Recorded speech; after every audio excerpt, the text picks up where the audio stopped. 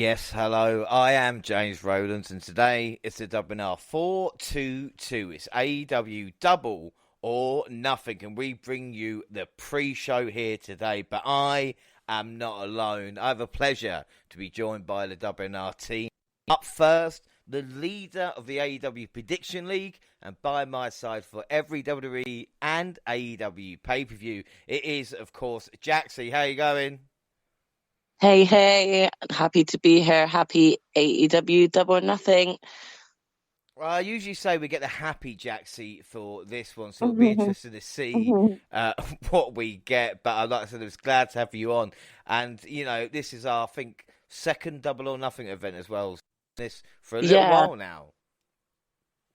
Yeah, for sure.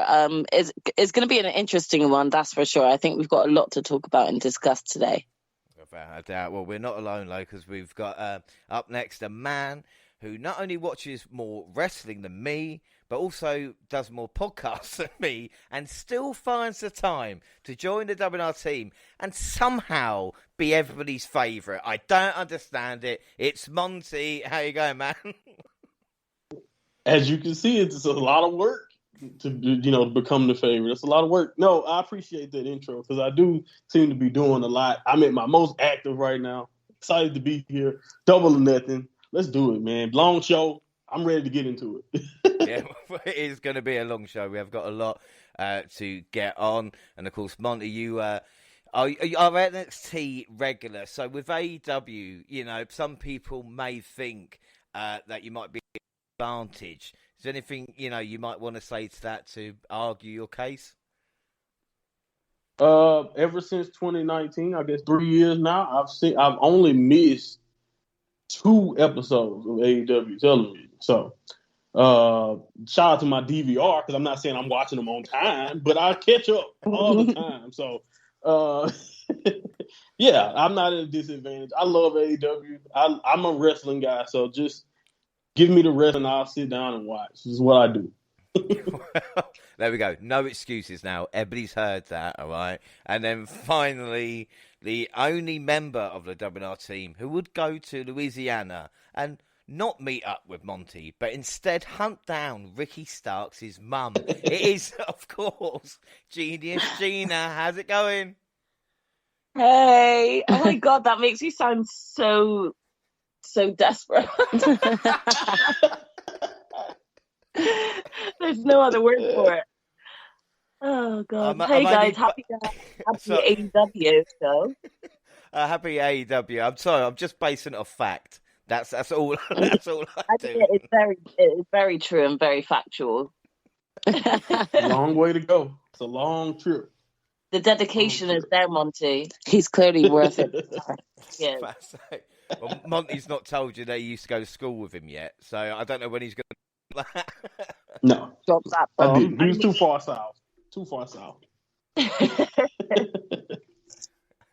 I can hear Gina now going, if you're fucking lying to me, I will find... It's like Liam Neeson in Taken. I will find you and I will hurt you. He's going to get a very, very lengthy private message telling him what he needs to do. Detailing everything. Yeah. Well, let me say, it's great to have Team WNR here, and we have a lot on today's show.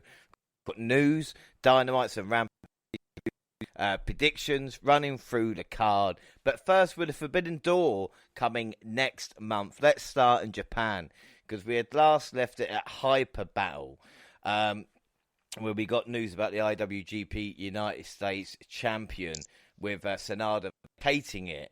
And then we see the decision was to be put up with as well, but due to problems with Osprey, that didn't seem to happen either. We did get a change in title with Jeff Cobb won his first New Japan Gold with real life hero, of course, the great O-Khan, who won the IWGP Heavyweight Tag titles. And then the main event saw Kazuchika Okada successfully defend against Zack Sabre Jr. I mean, I watched this match. These two were connected at points, which was just astonishing. Monty, of course, you are a much bigger Japanese expert than I am, so you're going to have to help out. the three of us, as it were, especially with the Forbidden Door coming. But what were your thoughts on this? Oh man, it was awesome. It was a great way to close off everything, all the work they did in the Cup, New Japan Cup, to establish Zack and set this up. And like you said, we had new tag champions. Despy defended his belt at Hyper in a good match against Show. And when you have Okada and Zack Sabre Jr., who may not be the biggest Okada rival, but he's in there in that category because of just how competitive every match him and Okada have always has been. The problem is he's never really been able to get over that hump. Rainmaker is like everyone talks about standard bearers and company and all of that. Okada is the guy that you have to knock off to be considered the man in New Japan, even for a time. So Osprey has tried, and I think he's gotten victories, but never really had his moment over Okada. Plenty of people. Naito has tried and failed many times, and finally actually got his moment. But again, at the end of the day, Okada is the man to beat. Zack came up just short. So I was rooting for him. I actually wanted that title change, but I know how New Japan does it. Honestly, I mean, Okada's last reign was a historic number of defenses. So I don't know if he's going to try to break his own record or not, but it's always a possibility when you have the Rainmaker on top. Well, this is the thing, and I'm trying to catch up with New Japan because they've obviously started running more regular events. And then you've got New Japan Strong, which is kind of the American one, which we touched on before. And annoyingly, they've been doing pay-per-views every month now as well. So they started really. I'm not going to lie, guys. It just, you think. It's getting tough. It's 3.5 hours each as well. So we're just going to quickly touch on them because one of them was Lone Star, which was the same building as the Impact had for Multiverse, which was the WrestleMania weekend. Ren Levita defeating Rocky Romero, Clark Connors, Carl Fredericks, and Dorado, with Yamura defeating Finlay, Deuce Robertson, Garcia, and Knight. I was upset about Deuce losing there, but more on him in a little bit. Killer Cross was in action, losing to Minoru Suzuki, which was fun. John Moxley promo as well was fantastic, which he gave on Will Ospreay, of course. Jay White defeated Mike Bailey in a remarkable match. Now, speaking of Mike Bailey is a guy who I've seen on Impact. Yeah, I mean, check him out if you can. Really, really good. And Tomohiro Ishii defeated Chris Dickinson. If you've seen one Ishii match, you've probably seen them all. And Suzuki called him out. Yeah. But this was fun, though, Monty, wasn't it? Oh, yeah. It was always a good time when you get a chance. Especially for me. I'm with you. Keeping up with the Strong pay-per-views have been horrible. But I am thankful for them because they give people like me who don't get a chance to watch every Strong episode a chance to just watch or at least get another viewpoint. Like I said, I don't get a chance to watch Ren Narita all the time, but to see how he looks after all this time, to see Fredericks, to see, like you said, Chris Dickinson now, all of just they call this their version of the black and gold version of NXT. So basically, New Japan Strong is like New Japan Pro Wrestling NXT, and you can definitely see that they really have a focus on building up a future, whether it's with the future of their Japanese talent or whether it's the future of their Gaijin roster or of the foreigner roster. So I love these Strong events because it's always a gem. Like Jay White, like you said, and Dick and Bailey, awesome. I want more Mike Bailey on my television screen. He's great.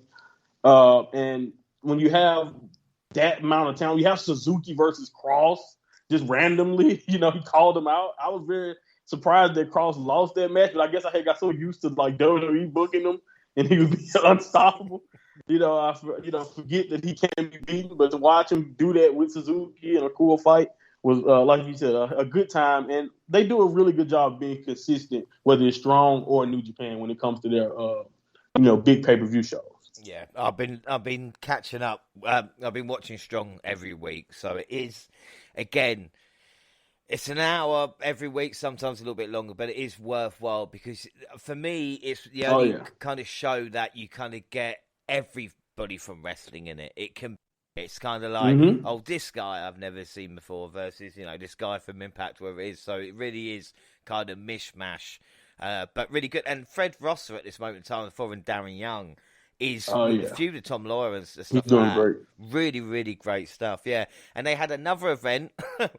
Jaxie, Gina, I promise we are getting through it as quick as we can, but Windy City Riot then popped up, another 3.5-hour show featuring some AEW talent. We saw The Factory defeating Clark Connors, Carl Fredericks, and Uemura. We had a lot of audio issues, actually, with the Drama King and Kevin Kelly. Alex Coughlin, Chris Dixon, Fred Rosser, and Josh Alexander. What a fucking face team that was, with Red Navita defeating Team Filthy. Unbelievable. Tom Lawler defeating Yuji Nagata, which was a brilliant match. United Empire defeating the Bullet Club as well. Scott fucking Norton, boys and girls, was in this. It was not pretty, but boy was it fun to watch a former champion and obviously NWO mainstay. And it's nice to know Bullet Club don't win all the time in New Japan as they do in Impact. An absolutely bonkers Chicago street fight with Finn Juice and Brody King defeated TMDK, Jonah, Shane Haste, and Bad Dude Tito. The end of Juice, as we know it. And only in wrestling, street fight clothes. I can't any other sport or any other time where you just put a white vest and jeans on to have a fight. It was like an old concession stand brawl. We had a door spot. Jonah driving Brody through a ladder. Finley, though, gave me some serious young Jericho vibes. I really, really like this match. Jay White defeating Shota Umino. I was a little bit disappointed. Hey, Red Shoes. Yeah, but exactly. I found out it was Red Shoes' son, which, again, be the equivalent of like Earl Hebner's son wrestling. Right. And also Mox. I've watched Shota grow up, man. It's beautiful. I feel like a proud. I don't know what you call a sibling you've never met, but or family member. But anyway, yeah, I was proud. I will say because he was young lion. Because when American wrestlers go to Japan, they get given a young lion. Because I'm sure Tajiri did it for someone as well when he was young, and it was kind of crazy wrestler. All these young guys, and I think Mox said to him, "Oh, your name's Shooter," and that kind of stuck. So, but like you said, the crowd loved him, no doubt about that. Stiff as fuck match between Ishii and Suzuki. There was never going to be anything else in this. And then the match, maybe of the year so far, Jon Moxley defeating Will Osprey. This was a pay-per-view main event. We saw everything that we could see. Osprey jumping off top, taking Moxley through tables, both men bleeding, of course, as well. And then some more shenanigans as Moxley locked in the rear naked choke as the bell sounded prematurely after it looked like Osprey kicked out of the paradigm shift. Will keeps getting screwed, Monty. That is the story they're going for now, isn't it? You know, that is his narrative. Yes, he feels like he's been screwed over every way possible. You know, he was screwed out of his championship. When he was injured, they allowed someone else to walk around with the world championship. We can just start there, and then you can go to these finishes, a couple of like the cup match. This match here with Moxley, which, like you said, incredible. I expected nothing less from them two. This is why that match is a great example of why everyone wants to see what if this was been door pay-per-view, what it's going to start looking like. You want to see people like Will Ospreay in them positions because he is just a monster. That's the reason why he made my list. But the fact that we don't know what's going to happen with him, even with the Forbidden Door, I think you mentioned, is the reason why he's not on your list. I think he has a kidney infection or whatever. So at least one of the reasons why he wasn't on your list is what I'm trying to say. But anyway, the point I'm making about that is that Will Ospreay is awesome. The match with Moxley was awesome. This entire show was very, very fun. Like you said, another 3-hour show where you just get to let everyone let it all out in front of another American crowd. I loved it. I also thought it was a great little precursor for what was coming, even though at the time we didn't know Forbidden Door would be coming. But yeah, it's a nice. I think this would be a great show to watch if you want to, even though these are strong guys and not so much the main roster. This is another one of those shows you can watch to see many different promotions intermingle on one show because New Japan is really good at that. Yeah, no, without doubt. And we talk about Osprey. Recently returned to action after testing positive for COVID, missing wrestling Donato, where he was scheduled to fight for the United States title. And then Rev Pro released a statement on the website saying Osprey had developed what initially thought to be food poisoning, and it was more eventually diagnosed with a kidney infection. He was supposed to say Suzuki on the show as well. So it'd be interesting to see what happens there. Talking about Don Taku as it was, a couple of major going-ons happened. Basically, we saw Hiroshi Tanahashi triumph over Tomohiro Ishii to capture the vacant United States Heavyweight Championship. Only four, and I was shocked by this because I love me some Finn Deuce and Deuce Robertson, and there were stories that he was going to kind of walk away, but instead, under the hood, attacking and joining the Bullet Club and holding the title high, actually walking out of it as well. This was, for me, huge news because Deuce had not been connected to the Bullet Club, so this was kind of real swerve. And then in the main event, we had Okada Sessi defending the World Heavyweight Championship against Naito, with Jay White making his first appearance in New Japan since last year's Don Taku, taking out Okada and basically saying the Bullet Club is here to reign now. We had a new lineup, very interested in being a champion. So, Monty, is this what New Japan is going to look like now in the next couple of months with Jay White looking to reclaim his championship? And what do you think about Juice joining the Bullet Club? Yeah, I think to give you a little bit more context, Juice has always been resistant to the Bullet Club, and he's always expressed himself. Never ever like I don't think held anything back in his promos, and he's never liked the Bullet Club. Always was the best babyface that you could think of, and for him to do that, to jump sides, it was definitely a huge swerve, big shot.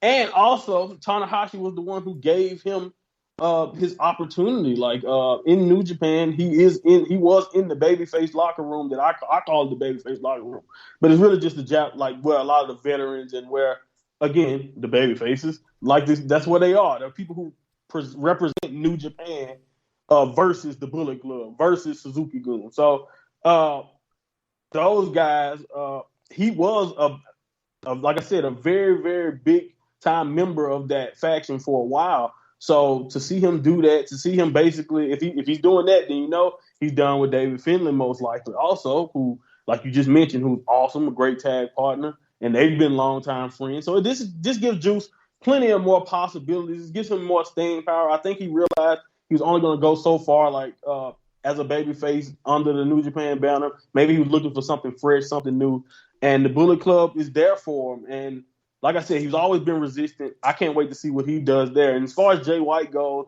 I think it's now this is the perfect time with everything he's been doing with Strong, everything he's done with Impact, showing up on AEW, possibly being the future liaison between New Japan and AEW because he can be, the language barrier is not a situation for him like it may be for others in New Japan. So I think this is a great opportunity to give Jay White his position back. I don't know when it's going to happen or if it's going to happen, but I think him on the prowl, trying to get his world championship back, after many years of feuding with Okada off and on, this is probably the perfect time for it, with Forbidden Door coming and with like a possible relationship with AEW on the rise. All right, also we talk about Deuce Robertson then, and it's already paid off joining the Bullet Club because he became the new United States champion in the main event of Capital Collision. Like I said, he was the one who was feuding with, was it Moxley originally, like he was feuding with? Moxley. Mm-hmm. Kind of what I remember when I first kind of saw him, because he was a guy that walked away from NXT and actually wanted to have, like a proper career rather than just kind of being used for what it was. So to win the title, pinning Will Osprey again, despite Osprey getting his foot under the rope. So Robinson, it's his third title reign, and like he said, Will Osprey is not happy. Osprey said he wants to face He won't mind having a match at Forbidden Door, but he wants to face someone that wasn't in NXT or WWE, like an AEW original. Yeah. Finally, with Japan, the latest go to Ibushi, because we spoke about it last time, Monty, of course. What is going on now? Because I think the latest is New Japan issued an apology. Yeah, pretty much. They had not even just an apology. They did a press conference. Like, imagine this guy. Imagine after this Sasha and Naomi stuff happened, that was water under the bridge. They go and they talk, and Vince comes out in a press conference by himself and admits where they went wrong and what the situation is going forward and what they would do. That's pretty much what just happened in New Japan. They gave a press conference saying, we don't want. We didn't want we didn't like the fact that this went public or anything, but they will be moving forward, trying to talk. His future is intact with New Japan. Kota Ibushi will be a part of New Japan's future. They're going to meet with him and continue to ask him about what they need to change about their procedures and all of that. Like, it was literally the definition of, we don't want you to go at all. We will do anything. You cannot leave us. That's literally what it sounded like. And they had their president in a press conference randomly in the middle of the Best of the Super Juniors tournament. So it's like, they don't have to do this right now. They could have put this off. But Obari's son literally was admitting that he talked to Kota Ibushi and he wants to return when he's fine or when he feels like, it fits. But apparently everything will be water under the bridge right now, according to New Japan. But yeah, they went way far and beyond, I feel like, any promotion that we can think of would for one person. Doing something that, again, I don't think I would ever think anyone would do, going public with how they felt about the company in New Japan. So, yeah, they pretty much, tuck their tails. It's like, are you going to fire the guy who was responsible for all this? Oh, no, we'll just push him elsewhere. Well, it's like he's cleaning the toilets. Anything now. you ask. Right. Just, we just keep him away from you. Yeah. You don't like that guy, hey, he'll never talk to you again. But that's it. And finally, though, you just mentioned now the best of the junior tournament happened, the Super Juniors. And with AEW talent, Impact talent, and everything like this, it looks like a really, really strong lineup. So if you see any fantastic matches that I need to watch, then, like I say, tug on my coat, let me know. And hopefully next month we will be doing Forbidden Door as well, so we can have another look at Japan in a month that goes by. But that's it. Ace Austin is doing great for all you Impact fans. He's killing it. Ace Austin is killing it. Okay, go ahead. No, I was about to say, that's it for Japan. Sorry, Jaxie and Gina. I apologise for that. Oh, no. All caught up. Yeah, we're just kind of pleased that we've got someone like Monty who is able to kind of enlighten us everything New Japan, especially with what's coming up with Forbidden Door. So please don't apologize. I'm just happy to sit back and listen to opinions at this point. Well, I don't want to say that, I had it all figured out when we were doing Japanese stuff in the AEW show a couple of months back. But they seem to kind of listen to me. They've got the Forbidden Door coming out now, which kind of sorts it out. But hopefully, it makes everybody listening, makes it a little bit clearer. Like I said, thank you, Monty, for your, like I said, Japanese experience as it was. Thank you. No problem. Right. I love watching it, so it's fun. We're going to move on now to news, and we're going to talk about smoking weed, because apparently it appears that WWE superstars have Randy Orton to thank for being able to smoke marijuana without being fined. Apparently, no one has been suspended for marijuana in years, and the talent no longer gets fined for the use. Of course, Bret Hart pushed back against this policy dating back to the 90s. But Randy Orton picked up the baton and rose with it as well. And, of course, teaming up with Riddle. I mean, well, he's been pretty outspoken about the policy as well. So this can only be a good thing. And, of course, this being WWE seeing marketing opportunity for the RK Bro 420 T-shirt, which actually sold out on its first day as well. Wow. So, Jaxie, this can only be a good thing, and it might mean the wrestlers are a little bit happier backstage. I mean, it's definitely going to welcome a lot better morale. in the locker room. There's definitely a lot more.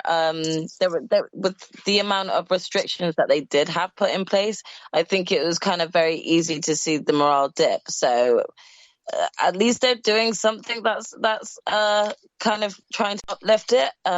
So yeah, I'm sure Matt Riddle is really, really pleased with this. Yes, I bet he's literally over the moon with it. But it's a bit of good news. Moving on now, and former WWE superstar Bad Bunny has been cast as the newest Marvel hero in Sony Pictures standalone El Muerto. I apologise if I butchered that name as well. Introduced by Sony Motion Pictures as well. Said that who grew up as a wrestling fan and known as Juan Carlos Estrada Sanchez in the comics. El Muerto is a wrestler whose powers are handed down by ancestry in the form of a mask, which gives him superhero strength. A bit of an unfair advantage, I think, but still, we have seen El Muerto go in the ring with Spider-Man in the past and look like they're pushing forward. Of course, we've seen Jared Leto, Morbius, and of course we've got Venom Man as well, so it looks like they're looking build towards that. But Bad Bunny, Gina, with his first kind of big acting gig, and it's quite a huge thing as well. I know it's not Marvel, but it's still Sony Marvel, which kind of counts. I mean, yeah, for sure. Like, I've got a lot of respect for Bad Bunny because he's expressed how much he wanted to be involved with the business. And he's just strided and gone for it, and he's been entertaining. So I don't see the problem here. Until we see it and get to judge it for ourselves, I'm happy for him. Yeah, I think it just shows that it's gonna, with Bad Bunny's association with WWE, they're gonna try and hark on this as well. So we're gonna see kind of inter-promotional stuff. As it was, which again I don't mind because it brings more eyes to a product, maybe, and I think if that helps, then I think that can only be a good. So it'll be interesting to see what happens there. Up next, and the next bit of news story we're going to talk about is, of course, the Stephanie McMahon announcement. I mean, people were shocked and saddened by this, as it looked like Stephanie McMahon has walked away from WWE. Not full time, but really at this moment in time to look after family behind the scenes. Now, this is interesting because I know Triple H took a little bit of time off, but maybe he's come back now. But I never thought I'd see the day Stephanie would walk away. Monty, what do you think of this? Yeah, I guess when you think about it like that, it's a bigger deal than I probably thought at the time. When I first heard it, I was actually thinking just immediately good for her, mostly because she's been doing this, like you mentioned. I think the same reason why you feel like you probably wouldn't have thought that would happen is the same reason why I was like good for her, because she's been doing this a long time and been, touring around the world, doing whatever chief brand officers do. You know what I mean? I don't necessarily know what goes on once you start getting into the hierarchies. But honestly, I do wish her the best, especially with the family and all that. I get that, wanting to be home and see that their girls get older and be there for them more. And maybe even if it's not all related to that, it could be, just issues or whatever the situation is with work and not wanting to be there. I'm all for people stepping away. Shane has done this off and on a lot, so I pretty much almost put it in the same category as that, but I guess I shouldn't, because she has been a staple, especially over the last 10 or so years. So it is a thing. It does suck to kind of hear about that. Familiar faces for all these years, when they start to, go away from the company, you associate them with, is always kind of tough. So, yeah, this was weird, but at the same time, I do wish her the best. Yeah, but it's just something, like I said, I never thought we'd see, we talk about the man's being in control, and it just shows you that family is sometimes more important. Even people when they think about Stephanie, it shows that, no, family is more important than kind of running the WWE, so to speak. Right. Well, anyway, move on to Ryback, because everybody wants to hear about Ryback. And Ryback on Twitter a long time ago, so I heard this through a friend. Well, I say a friend, I read it over his shoulder.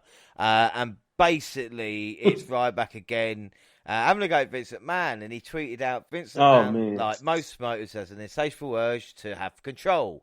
He had no control watching his mum get beat up as a child, which is a horrendous thing for a kid to witness as the whole mum tries to make ends meet. Vince has failed to evolve. Fuck you, old man. It's crazy how many people are okay with billionaire living and whoring out a human circus. They can't stand the truth. Your clock is ticking, old man. You take nothing with you. Of course, mentioning Mr. McMahon's mum there. The mother passed away at the age of 101 in January 2021. And of course, Ryback hasn't done anything worthwhile, I would say, in, well, I don't know how many years. But it's just one of these things. Jaxie, what do you think of this? Is it Ryback? Just misunderstood?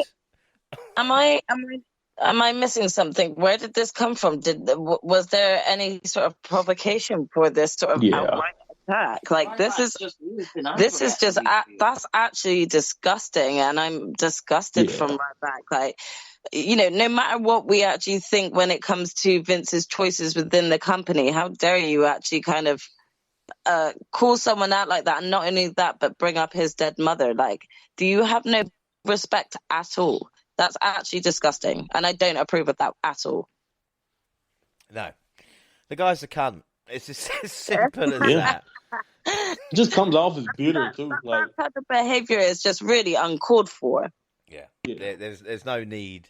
Yeah, you might be bitter and twisted and all this kind Very of stuff. bitter. But I don't know, because I don't get it. I don't know. Like you said, it's unprovoked. You know, it's very unprovoked. So I don't even understand it, and it shows the level of human being for his mind to even go to that. If you see what I'm saying, like, shows what type of person you're dealing with. I mean, if he actually believes that he's got any form of respect from any kind of, you know, decent person that reads those tweets, then, you know, he's severely mistaken. Yeah.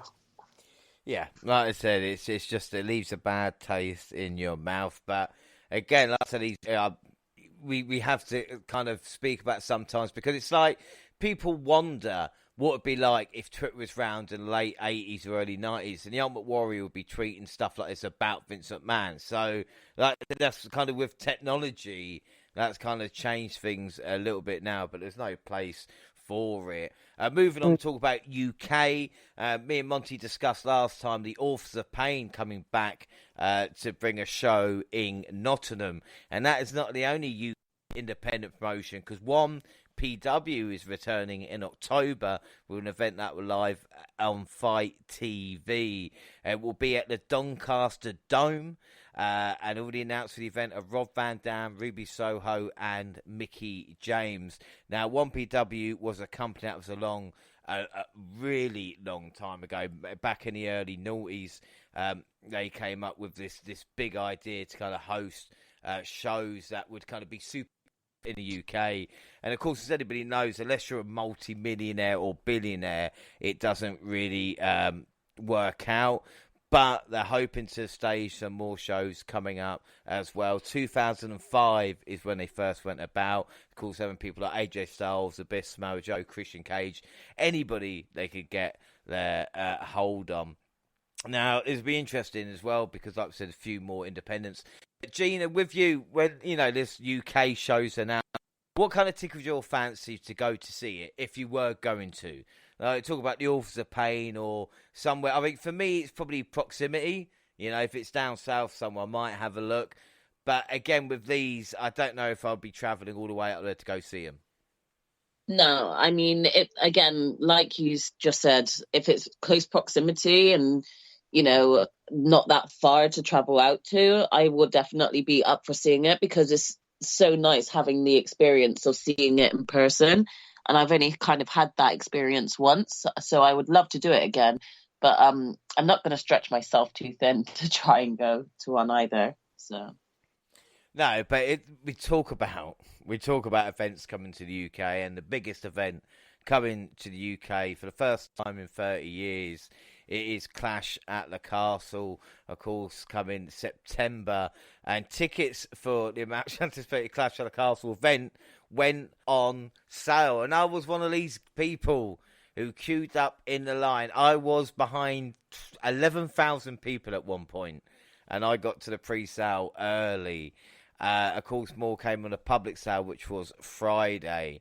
There were some exclusive VIP hospitality packages, which started at £4,500 and went down to £2,500.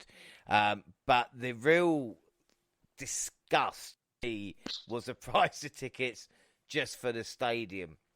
Now, to put it into perspective, at the O2, where it's 20,000 people, if you spend £40, you will be up, in the, I wouldn't say, people call them cheap seats, but they're not as such as that. They're just up in the arena, top level. Say if it was 3 levels, and that's where they were. For the ringside seat, you're probably looking at about 125. Go into, if you want front row, to 250 at the O2. The kind of cheapest seats for cheap seats, as it was at the Clash at the Castle, was about 120 to 130 quid. The first 3 tickets, because I went there obviously to get Gina and Jaxie tickets as well. The first 3 tickets I selected was £450 each, and I nearly went through with it. That was the point, and I was close. Backed up. I did, though, manage to get us 3 tickets for the event. So for the first time in WNR podcast history, Jaxie, Gina, and James will all, well, obviously Jaxie and Gina know each other, but they will meet James for the first time. So that can only be a good thing. Before I get Jaxie and Gina, your excitement level, of course, for meeting me in person, that's what the real excitement will be. Monty, you've been to a Mania before. How does that compare to Mania prices? Honestly, I feel like, so let's see, for 2 tickets for my decent seats, I was like a couple hundred. I don't know the conversion from like the pounds that you showed, so I have to do the specific math. But I was a little cheaper than you guys, actually, believe it or not. So, but you guys had 1 more ticket than I did, so maybe that may have played a factor. But honestly, those tickets, from what I was hearing, was very, very close to Mania prices. It made me wonder, like, a lot of them was more than what I paid to get to my Mania. So I'm like, it makes me wonder, like, what the hell was the most recent Mania's prices, or what the hell are the next ones are going to look like if that's what's going on? I don't know. But honestly, we don't even really travel that much, me and my fiance, and I just put $50 in my gas tank. So everything is high right now. Everything is high. I everywhere I go, I'm spending everything. So I don't necessarily know if this is just the way of the world right now, or if this is just like, but I don't know. But everything is charging me something. Video games are like $20 higher now. Everything is higher. Yep. Preach, Monty, preach. Yeah, it is tough times, but good news. We did get tickets, so we are going to go. That can only be good, yeah. Hell yeah. I mean, I'm very excited for it. It's going to be a great experience, and it's just going to be very exciting to kind of not only enjoy the wrestler's life, but actually be there with, a part of the WNR team. It's going to suck that Monty's not there, but we'll have him in spirit. Yes. We'll FaceTime, yeah. That's what we'll do. I want photos at least. Something. Hell yeah. Have a good time. I can't wait. I hope it's I hope it's fun. I really hope something special happened that night too. You guys, something you'll never forget. That would be great. Yeah, McIntyre needs to win the title. If McIntyre wins the title, I'm already booking it in my head. My God, you will see the man. You'll see me. If he does, I'm recording his reaction. You'll see. I'll cry. You heard it here first. But the only problem with that, of course, looking ahead, is it is the same weekend as, I think, All Out as well. So it's going to be interesting to see what happens there as well. But we, of course, try and bring you pre-shows. But the reason why I'll be here today is, of course, AEW Double or Nothing. So we're going to get started with the April 20th edition of Dynamite.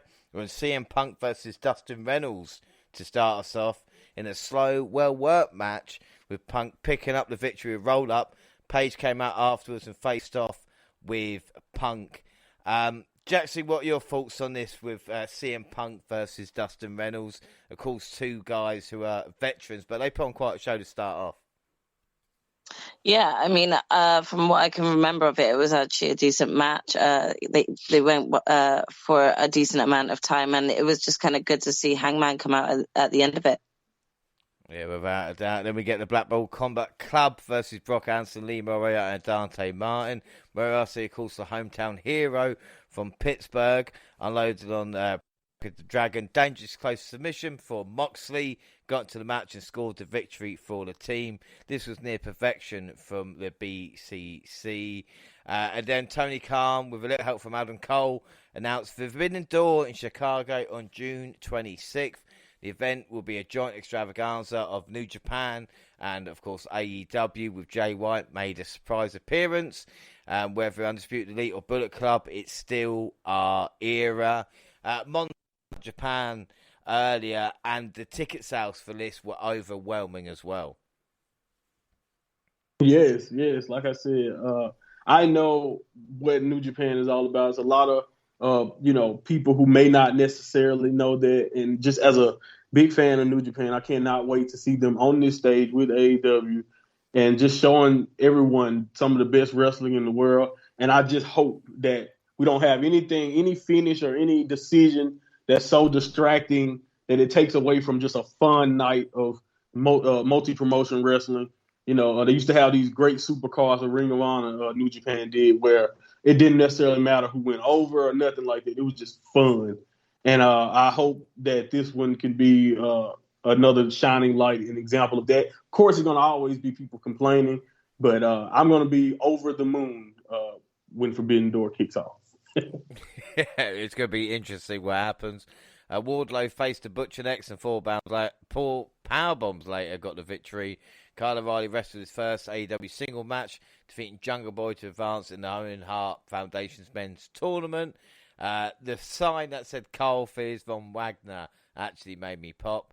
Hook made his Dynamite ring debut with a decisive victory over Anthony Henry. After the match, Danhausen officially challenged Victor to a match, to which Hook brushed him off.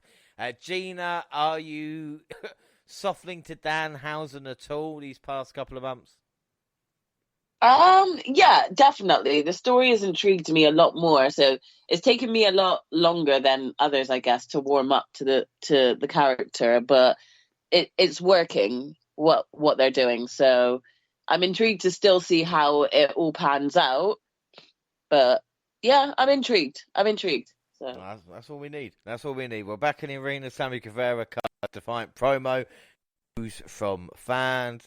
American Top Team interrupted back and forth trash talk and gave way to developments. Next week, Guevara defends the TNT title against Sky in a ladder match, and Sky and Paige will battle Guevara and Ty at an undisclosed time. Then the latest qualifying the Iron Heart Foundation Women's Tournament saw hometown hero Britt Baker feed off the energy of her family, friends, and fans to defeat newcomer Daniela Camella. Camella got more offense and promo by bit after week, but saved by her hometown. And then the coffin match, Darby Allin versus Andrade. We get interference from the Andrade family office. Revelation of Sting and the Crowns and a brawl through. It was the early highlights. A wicked release suplex on metal stage grates left Allin writhing. But of course, Darby came back after over interference from Jose and slammed a thumbtack covered coffin lid on Elidolo to secure the win as well. The fan Sting was a big one, but dives more than New Jack does Sting now. But Jaxie, we were talking about this, and again, with Andrade suffering defeat, this was kind of 50-50 booking in AEW. I mean, kind of, yeah, this is kind of becoming a bit of a regular when it comes to AEW at the moment. And I kind of don't blame them when you look at the amount of talent that they actually have on their roster. It's pretty hard to kind of determine who really is the better wrestler between great wrestlers, and we want to see these matches, and it's really hard to kind of promote both and not have kind of one be the overall victor. I think they've handled it well in certain places and stuff, but I think it's also kind of dropped the ball in certain areas too. Yeah, it'd be interesting to see, because like you talk about the amount of talent that they've got. And another thing with Andrade, like, just quickly, Charlotte was written off WWE television with a broken arm to explain the kind of hiatus for a couple of months. With Andrade, no one's mentioned anything, and I don't think people realise, like, you know. But I mean, again though, like Charlotte is kind of, and this is kind of meant in no offense whatsoever. But if we look at kind of what they were doing in their current state on TV at the time before leaving. For a while and taking a break, Charlotte was in a sort of a much better main role era where she was constantly and consistently on TV. Andrade still was kind of on and off in that regard. Yeah. No, I would agree with you there. It's just weird. Even if they said on commentary or the injury suffered by Andrade after his match with Darby, you know, that, or just something to kind of. It would make sense. You know, you could say that. You know, he's been buried. Who knows when he'll come back and show his face, or you know, anything like that could have kind of sufficed. But yeah, they've just kept quiet on it. But then again, they did this with Miro, so are we surprised? No, we're not. But we'll move on to Rampage on April 2nd with Cole and Ishii already in the ring. As Rampage, we know, they hate entrances. You know, they tell entrants not to go by the door once they show up. It was a spot in the Owen Hart tournament. Jay distraction for Cole to win. We then saw Hook speaking, Archer squashing Serpentico, Kingston marched the way to the ring looking like a man who was ready to rip someone's head off.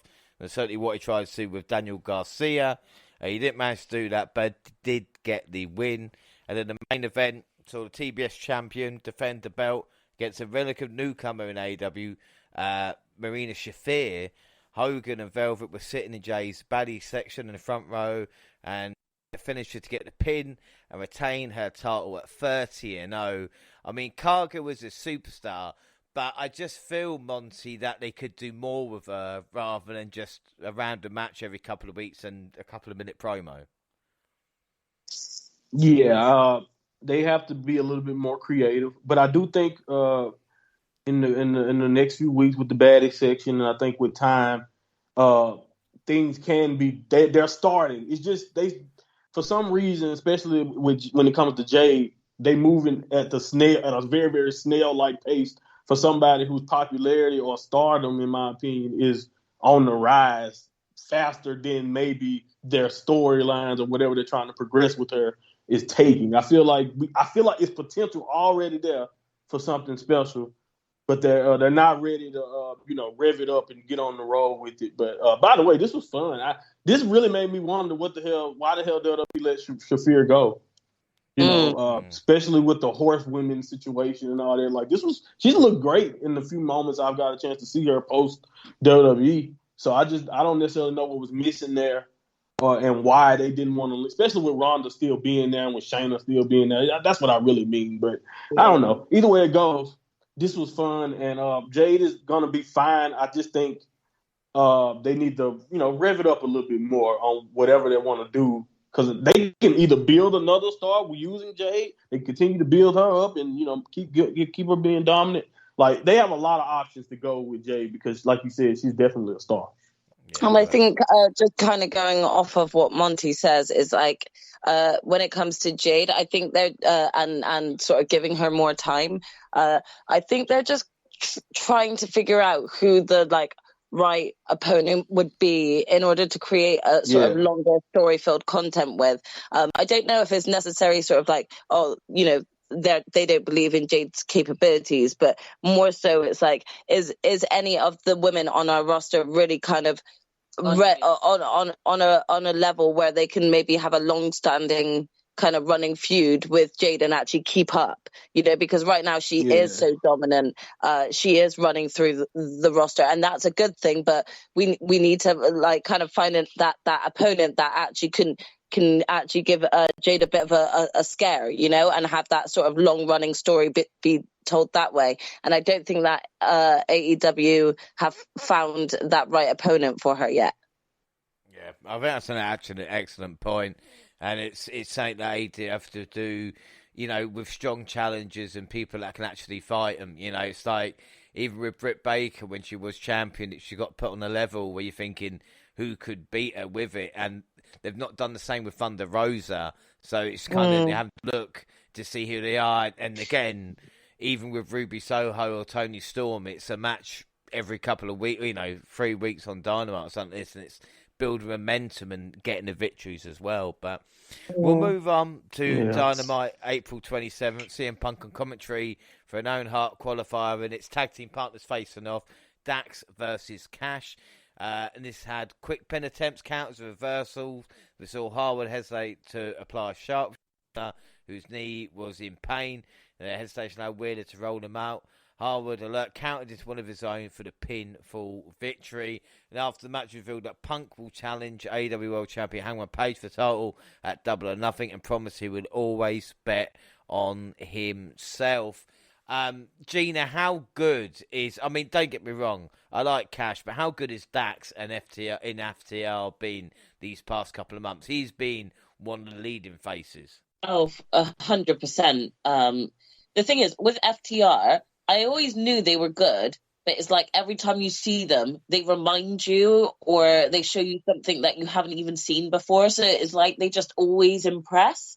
And they've been so consistent and frequent with that on AEW. And, the fact that they're the ROH tag champs too, I definitely think they're both in a great position. But Dax definitely shined in that match. The match was so good. I definitely would recommend for people to see it if they haven't. But Dax shined. And I was glad he got the win. About that, another team shine as well, the Black Belt Combat Club. They continues winning ways as Moxley, Danielson, and Wheeler Yuta defeated the Factories, QT Marshall, Aaron Solo, and Nick Comoroto. Wardlow beat Archer. Wardlow flew around the ring like Jeff Hardy in this one. It was good stuff. Boring Jericho 7. Serena Deeb versus Shida in a Philly street fight, and Deeb repeatedly targeted the knee of her opponent. Despite a spirited comeback attempt by revenge-driven Shida, the professor was able to score a submission victory with Trinity Lock, and basically finish the feud. Jaxie, again, this should have had a few more matches to this feud. I was definitely shocked. I did not see this outcome happening, if I'm truly honest. And I don't actually believe that it's over. I do think that we will get back to it, but I also think that with Thunder Rosa becoming the champ, there was this idea and this scope for Serena to kind of feature in a feud with her. I don't believe that this is over, and I do believe that Shida will come back and will continue and pick up where this left off. It'll be interesting to see. I hope they do. Like I said, Deeb has moved on now, and with Shida, it'll be interesting because, talk about injuries or, Japan when she comes back and a little bit of a run of consistency there. We then see House of Black was confronted by Penta, Pac, and a normal Alex to allow Rey Fenix to make his return, which is always nice to see. And then we see the Undisputed Elites, Red Dragon, and the Young Bucks with Adam Cole beat Big Shotty, Lee Johnson, Brock Anderson, Dante Martin, and the Varsity Blondes. And then the ladder match for the TNT Championship, Sammy Guevara versus Scorpio Sky. It sounds like a hell of a main event on paper, but I thought it was a bit of overbooked mess that saw Sammy take unnecessary risks that did not pay off and actually appeared to affect him throughout the course of the bout. If that's not bad enough, the spots of Tay and Paige made sense, but it took away from the match. And the introduction of a barbed wire wrapped ladder continued AEW's obsession with overusing weapons, and to the point for me that I think if you don't get a table wrapped in barbed wire out, you're just going to get booed from now on. We've seen Paige and Cole use it 1 week to wrap a world title feud, and then Guevara and Sky utilise it as well. Sky's the new champ, but I think AEW missed the mark here. Sammy injured, but he wanted that cut-off spot again, which couldn't have been done. Shouldn't have been done after the bump from 6:30. I've spoken about it before, but Monty, could this match have been stopped because Sammy just, being careless with himself?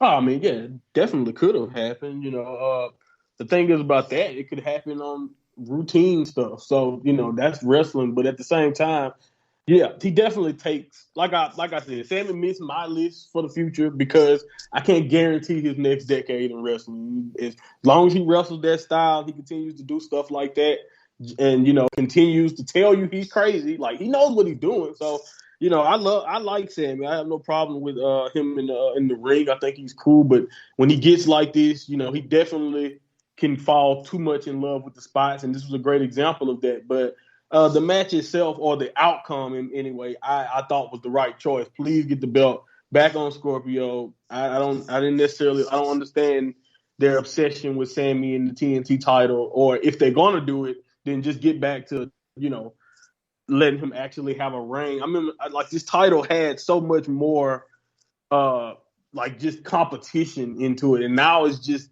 this whole feud to me over the TNT title has just made me look at the TNT title a little bit differently. No offense to the title, because I still think it's great, and they have great matches for it. But this storyline, man, in a lot of ways, and as we continue on, as we get to our predictions, I'll explain better. But yeah, this storyline was rough to me, but I was happy that Sky at least ended up winning this match here. Well, it'll be interesting to see, like we said, what happens in the fallout. We move on to April 29th, Rampage, with Owen Hart qualifier action with Darby Allin versus Swerve. Swerve pulled out a dive outside, which looks even better, which on Strong. He did it on Strong. It looked amazing, and then repeated the trick on Rampage, which looked great. I love Swerve anyway. Looked like Swerve had it won, but the foot on a rope, and Stark's distraction was enough as Darby got the rolled up win.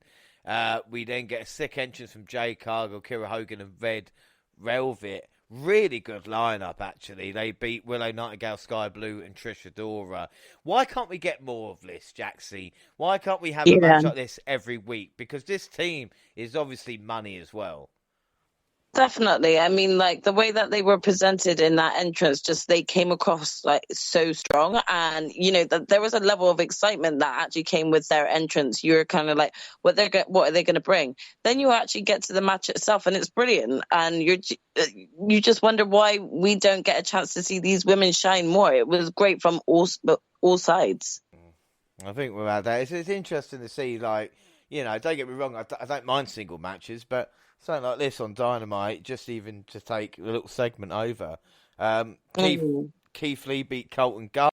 Danhausen called out Hook. Mark Sterling distracted for Tony Nese to attack, but Hook made short work of him. I think Hookhausen is born here. And the main event, Ring of Honor TV title, Samoa Joe beat Trent Beretta. Orange Cassidy mucked about with Singh. Do you remember Orange Cassidy? He was going to be like the next big thing. That didn't kind of work out. He has to still be hurt, right? I mean, I think so, right? Right? Yeah, that's what I'm thinking. Because they haven't even used him since Keith Lee launched him in that ladder match, I think, right? I haven't seen him since. So I mean, yeah, I'm sure we're going to get him back at some point, and when he does come back, everyone's going to remember him like, oh yeah, and then be like, yeah, I freaking love this guy again. Well, we hope so. We'll just kind of pick up him where he left off. Yeah. Well, we'll move on to Dynamite May 4th, and Adam Cole, Baby Watts, Jeff beat Bobby Fish in their own Hart qualifying match. Jeff banged up a bit. Of course he is. This is why you have to hide the weaknesses and accentuate the positives. But this was slow motion, and you have to wonder how long he's got left performing in. The Bucks came out and faced off with the Hardys, and if anybody can pull a good match out from the Hardys, it is hopefully the Young Bucks. Blackpool Combat Club beat Butcher Blade and Angelico in what is becoming standard. Wardlow arrived in cuffs flanked by a security defense mystery opponent. It was Impact's W. Morrissey has been great this past year in Impact, and I was one of his biggest haters. I was a couple haters, definitely was about that. Wardlow beat him with just one power bomb. People wondered why it was just a one, and apparently it was a sign of respect rather than just destroying him into the ground, and then he destroyed Scooter Team to a huge pop. Gina, I mean, it's been a while, I think, since you might have seen more, but I think he looks in great shape, and I think this was quite a good match for these two big men. Oh, definitely. It was so good, and it cemented a lot for the storyline as well that Wardlow's got going. So, he's definitely got that old like Batista storyline going, hasn't he? Really, when he went against Triple H. So, but I think it's definitely working, and I'm so invested in this storyline that I definitely think that it's going to help like both sides. Yeah, I think without that, and if Morrissey come in and look good as well, I think it's a kind of win all round, so to speak. And then we move on to AEW World Champion Hangman Adam Page. He cut a different tone as he took to the squared circle for an in-ring promo with Tony Schiavone. Gone was the self-down, anxious millennial cowboy and the humble champ, just happy to be here instead. Page cut a defiant, scathing promo that saw him vow to beat Punk and leave his fans rushing to the merchandise refund for their Punk merch. This is a promo not only against Punk, but the fans that doubt him, fans that abandoned him in favour of the second city sent. He was angry, vengeful, and hell-bent on silencing the pro-Punk audience. At Double or Nothing, there's not going to be a Master Breed Bret Hart tribute match. I'm going to destroy CM Punk. I've talked about Paige in the past, Monty, but I think this past month has been some of his best promo work, without a doubt. 100%. He's bringing it. You can tell he means it. Like, this promo was awesome to me, man, because it really, like, especially with the week, because I swear, like you said, it's formulaic almost with CM Punk so far in his run. You know, it's usually going to be the opening match. He's going to get that entrance. He's going to get that pop. The crowd is going to see CM Punk chant him to death, whether he's wrestling or giving a promo, whatever it is. And it's just, you know what's going, like, Hangman's almost offended, like, that you guys would choose him over, you know, because, like, again, we talked about it. The biggest story in wrestling for AEW up to this point almost pretty much was the way Hangman finally prevailed over Kenny Omega and, you know, became the one. And, you know, you get CM Punk, who kind of comes alongside of it, but at the same time, now they're forced to, you know, meet up and fight for the biggest championship in the business. And he's going straight into survival mode. Like, no, you're not going to just swoop right in as an outside of AEW original guy and take over this throne. You know, as a matter of fact, he would be, I think, now I think about it, Punk would be the first person from the outside the AEW bubble of the originals that would be world champion, if you know, not counting Moxley, you know, but either way it goes, you know, he would be a big name from outside of WWE. And, like, the way he just got all territorial in that promo was just awesome. It kind of can come out of nowhere if you don't see it coming, because it was definitely a different tone from Hangman than usual. But I just thought, like you said, he has upped his game in this angle with Punk. He really has. Yeah, without a doubt. Well, the Wizard, Chris Jericho, beat Santana. Death Triangle saved the Varsity Blondes and Julia Hart from the House of Black, preserving the mystery surrounding Hart's status as potential House of Black member. The result of Malachi Black's trademark miss, don't forget. Phoenix squared off with Dante Martin in the latest Owen Hart Foundation men's tournament qualifier. Phoenix won in the firework display. Everybody doesn't know what I mean. You just literally watching go, ooh, woo. It was just great stuff, with both men diving off the top and both landing on their feet at the same time as well. But like I said, Phoenix getting the victory. And then Rose had a few words until Deeb interrupted. And then moved quickly on to the Undisputed Ring of Honor Women's Championship match. Jenna Pratso versus Mercedes Martinez. The crowd did not know what to do with this match. They really didn't. Dion is one of the best in the world, and the Impact Star came up short as Martinez walked out with the 2 belts and the Undisputed Crown. But Jaxie, at least we had women main event Dynamite, even if the crowd didn't really know who they were.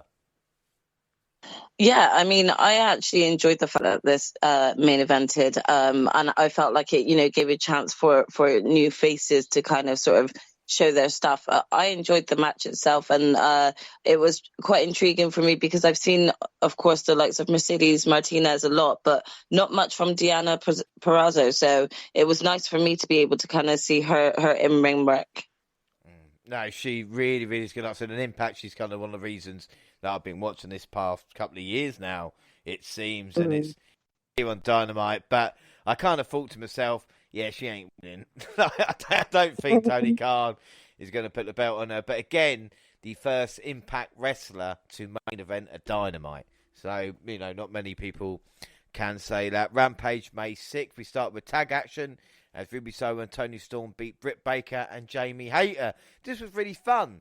And again, we should be having more of this on TV. Storm pinning Britt. But the pin did look rough as fuck.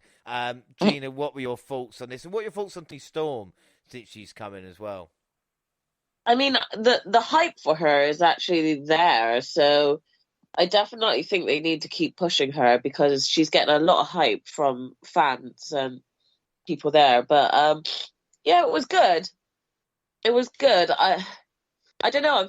I'm feeling a bit funny about the women's division at the moment because as much as we've got some great wrestlers on there, I just feel like sometimes the stories aren't hitting the punch, and I don't know. I'm kind of I hope that the next stages for like both Britt and her faction and Tony, I hope going forward like it's going to work out for the best. Well, the thing is like, who's coming up with the storylines and the direction of the kind of men's division, the men's story at the moment. And are the same amount of people put the same effort in the women's division?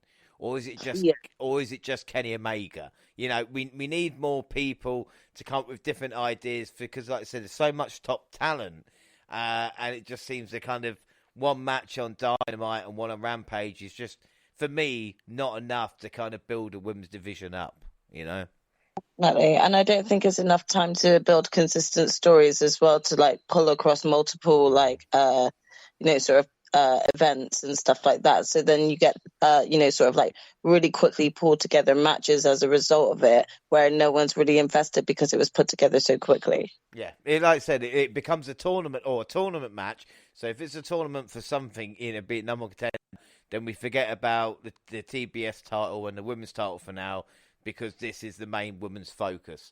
Whereas it should be, like you said, the three all at the same time managing to kind of play off. But we'll get on to that, I think, a little bit more in a bit. Hook beat JD Drake. I've never seen someone headbutt a chop before, but Hook did in this match.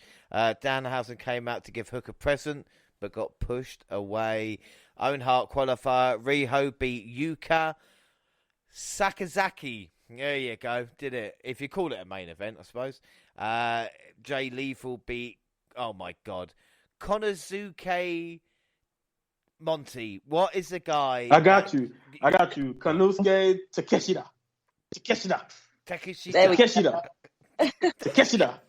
Gotta say it fast. Takeshita. No, I can't do it. Takeshita. Or you can say I was saying Takeshita, but I don't even think that's right either. But it's Takeshita. Takeshita. No, Takeshita. Renosuke Takeshita. Yeah, it's okay. You did your best. Well, I'll tell you what. Jay Lethal beat Konosuke. That's what he did. Yeah, there you go. Well, nice. Like Michael Cole did and just say Sheen. Like for Shinsuke, just Sheen. Yeah, shorten it. Yeah. Help yourself out. Vintage Con. Vintage Con in that one. I tell you. He really was. Yeah, we'll move on. Dynamite, May 11th. Owen Hart, first quarter final. Adam Cole beating Dax Harwood. Cole, fantastic in his own right, playing up the heel elements of his character by teasing a sweet chin music. Now, with the Owen Hart family's sharpshooter as well. Jaxie, this was brilliant because Cole has always been associated with Shawn Michaels, so it makes him an even bigger piece of shit because we know how much Dax liked Bret Hart. Yeah, of course, for sure. This kind of came as like a real low blow, so it just continues to build on Adam's character, on what he's willing to do and the way he's willing to kind of go about things. It's great storytelling, and it really just kind of ends up making you want to see whether or not this is going to work in his favor or not. Yeah, well, we get AEW World Champion Hangman Adam Page. Join the commentary as CM Punk battled John Silver. Punk worked heel, so I guess this feud is shades of grey as it was, and he won with a buckshot to win.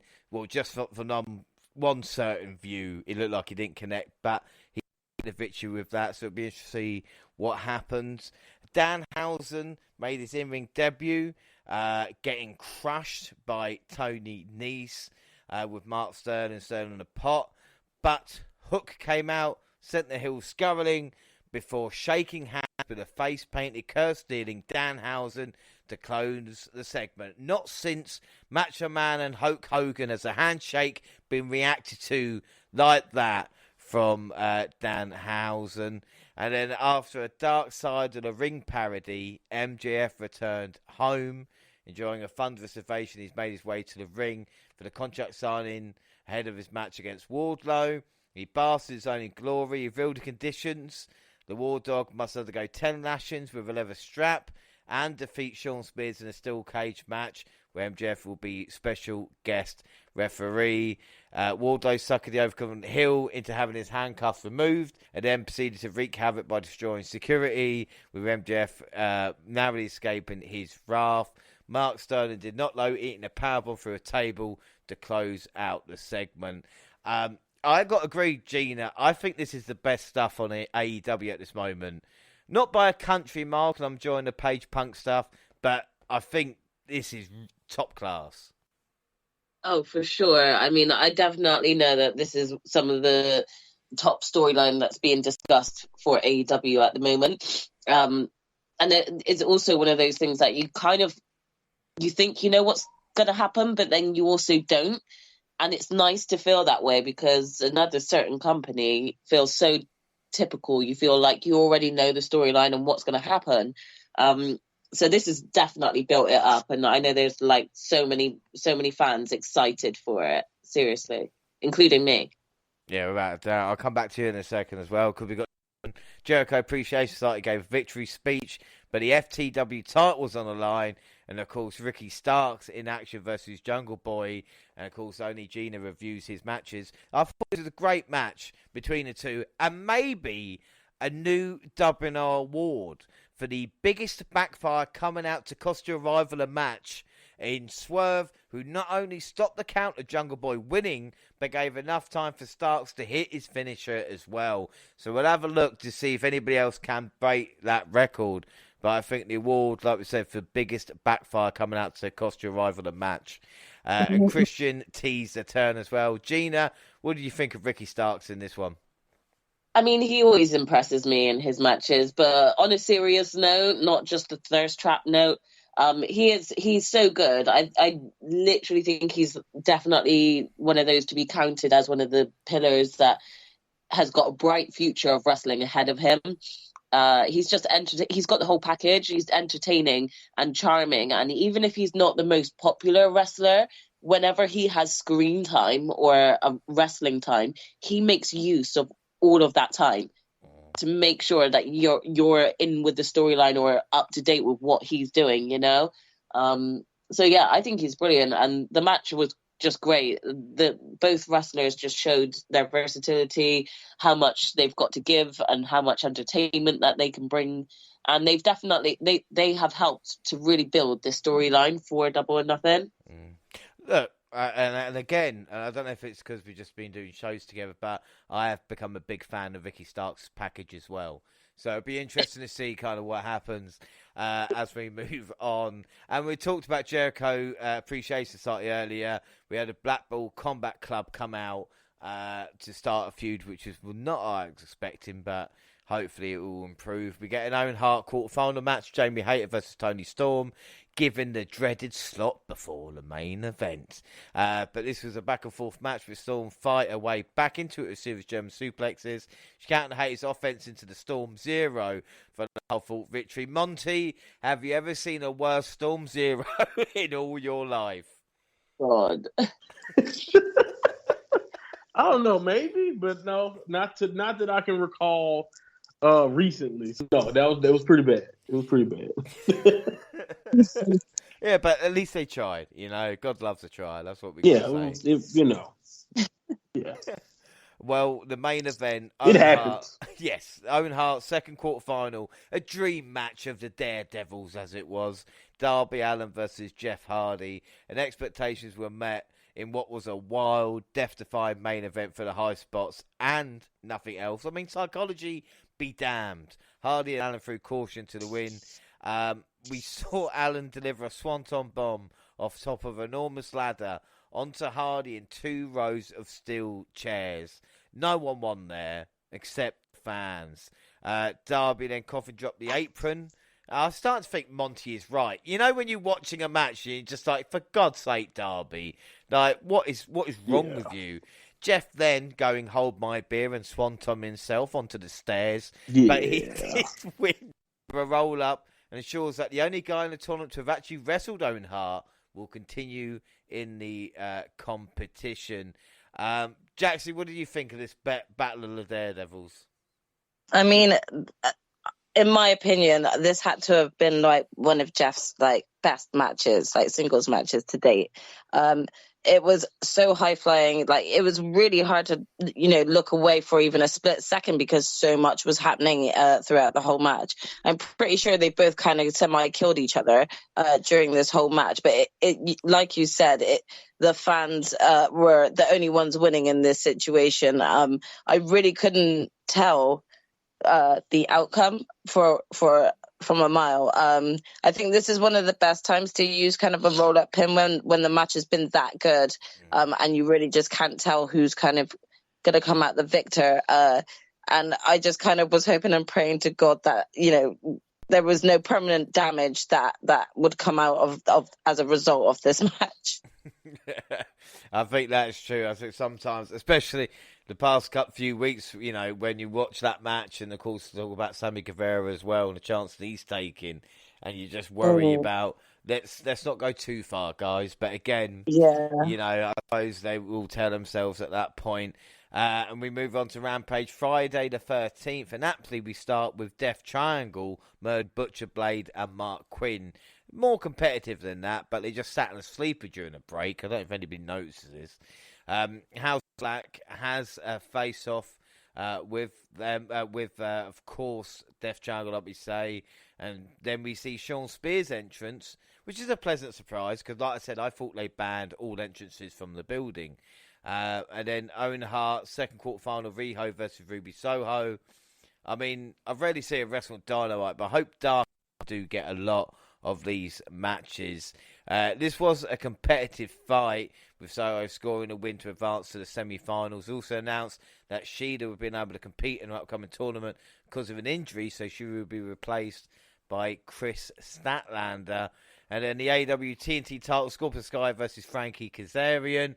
Lambert ran down to the ring to provide a distraction. This allowed Sky to recover to win the match for TKO to retain his title, but did not know what happened. Where, of course, this really pissed me off, I'm not going to lie. We see him trying to shake Kaz's hand. Kaz told him they cheated. Sky got in Paige's face. Looked like they might fight, but no. He turned around and hit Kaz with a TNT title. We have got the swerve that no one wanted, I suppose. And not him, I should say. Monty, what do you think of Scorpio Sky staying heel by the look of things? It just made no sense, man. It made no sense to me because, especially fresh off of what happened with Sammy, and like they basically did like a double turn, whether they wanted to or not. They did the turn, and Scorpio was over. They started to tease the SCU type of stuff, and he didn't have to get back with them, but have a run when you bring dignity back to the TNT title. That is definitely could be way better than what they've been doing. But I don't know. This definitely, like you said, pissed me off too. Just pointless. It was like a WCW swerve. It was one of those swerves. Yes. Where it was just like, why? Like what's the point? Like we didn't you set it up perfectly to do it to split them up, but no, you wanted to. I don't get it because like you can immediately go into a rematch with Kazarian or do a feud with Ethan Page going for it. Like I don't understand why they went back, but I guess it started to make sense once we see the finished product with the card we're talking about. But yeah, this was just either way it go. It didn't make any sense to me. I hated it. I really did. But I liked the match too. That's the worst part about it. I actually enjoyed the match, but all of the stuff after and the confusion, it was just overbooked nonsense. Jaxie or Gina, did you disagree with anything there? No, I kind of agree with everything that Monty was saying here. It kind of made no sense. And yeah, I still kind of question the need to kind of keep Scorpio Sky heel at this point, especially with the ongoing storyline with Sammy. You know, is evident as to who the heel is meant to be in that feud. So it just kind of made no sense as to why things ended this way. Yeah, good. I'm glad we all feel the same with that. Then May 18th, and AEW fans finally discovered who the Joker was on the men's side of the Owen Hart Foundation tournament, as it's Johnny, yes, Johnny Elite facing Samoa Joe. People were annoyed it wasn't another Johnny, and Joe won after a fun match, and Johnny has now been Nitro, Morrison, Impact, and Elite, plus a lot more. But it should be good to see. Gina, were you pleased to see the former John Morrison, or were you expecting someone else? I don't know who was. Did we discuss who we were expecting for the men? No, but you thought at first when you saw Johnny Elite that it I thought it was Johnny Gargano. Yeah. So yeah, I didn't know who I was expecting, but I was definitely happy when I saw him come out and I saw his name pop up. So and it was just it just felt really nice for him to come in and just not see the Miz there. it was so nice and refreshing. Like his shadow is no longer there, you know. So yeah, I'm excited to see how where Johnny Elite is going to go from here. But I was pleased by it. So, and it was a good match. Yeah, so don't get me wrong, I'm a big fan of Johnny Elite, but like I said, Twitter I think got kind of carried away, and Chumper I think might have played into it a little bit by releasing a picture with a couple of jokers, and you know what, you know what Twitter's like sometimes. Backstage, the Hardy Boys and the Young Bucks had a tense exchange, which of course sets the stage for Double or Nothing. Punk again joined the commentary position as Hangman Page battled Vintage Con in a non-title match. Page won with the GTS, and a tense stare down between champion and top contender ended the segment. Keith Lee and Swerve Strickland beat the Workhorsemen. Can I just ask, is anybody okay with Keith Lee and Swerve teaming up? Because for me, I love both guys, but just to be kind of put in a tag team just kind of feels a bit, I don't know, maybe I'm wrong. Maybe I should just be happy they're getting time on TV, but I just feel they work better with single stars.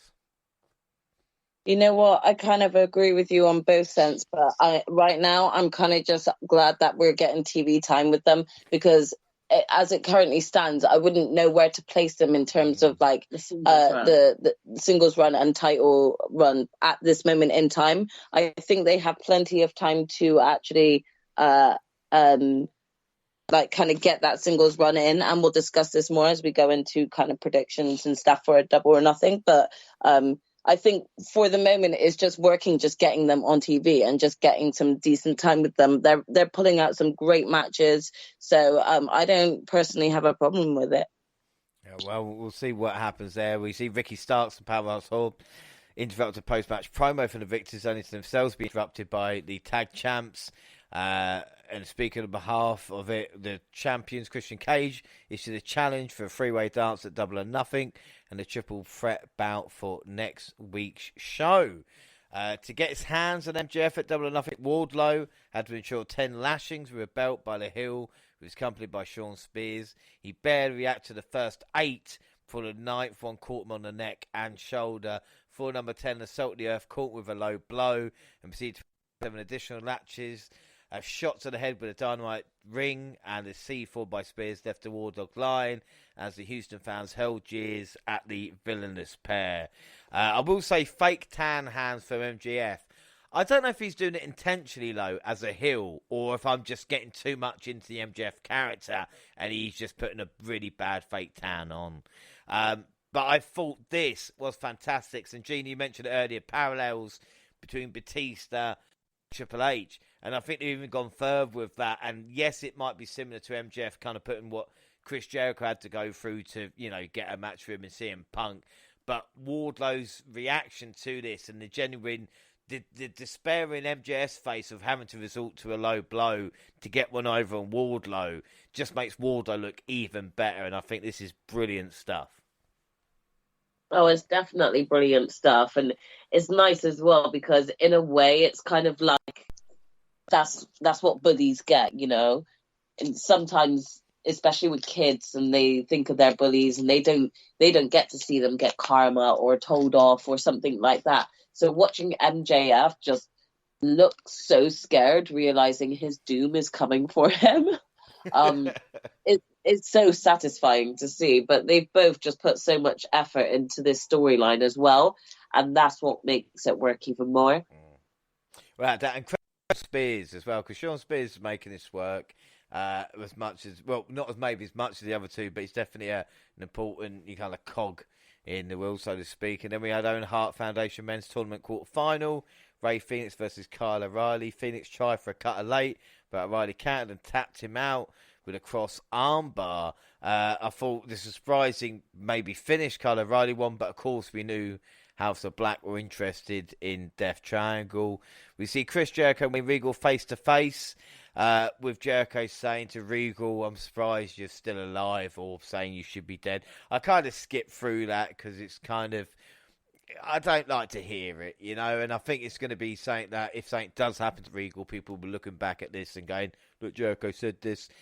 Jericho wanted a stadium stampede match, only for Moxley to say, "I'm not up for that shit," and he just wants to fight instead. So it's like anything goes match between Society, Blackpool Combat Club, Santana Ortiz, and Kingston.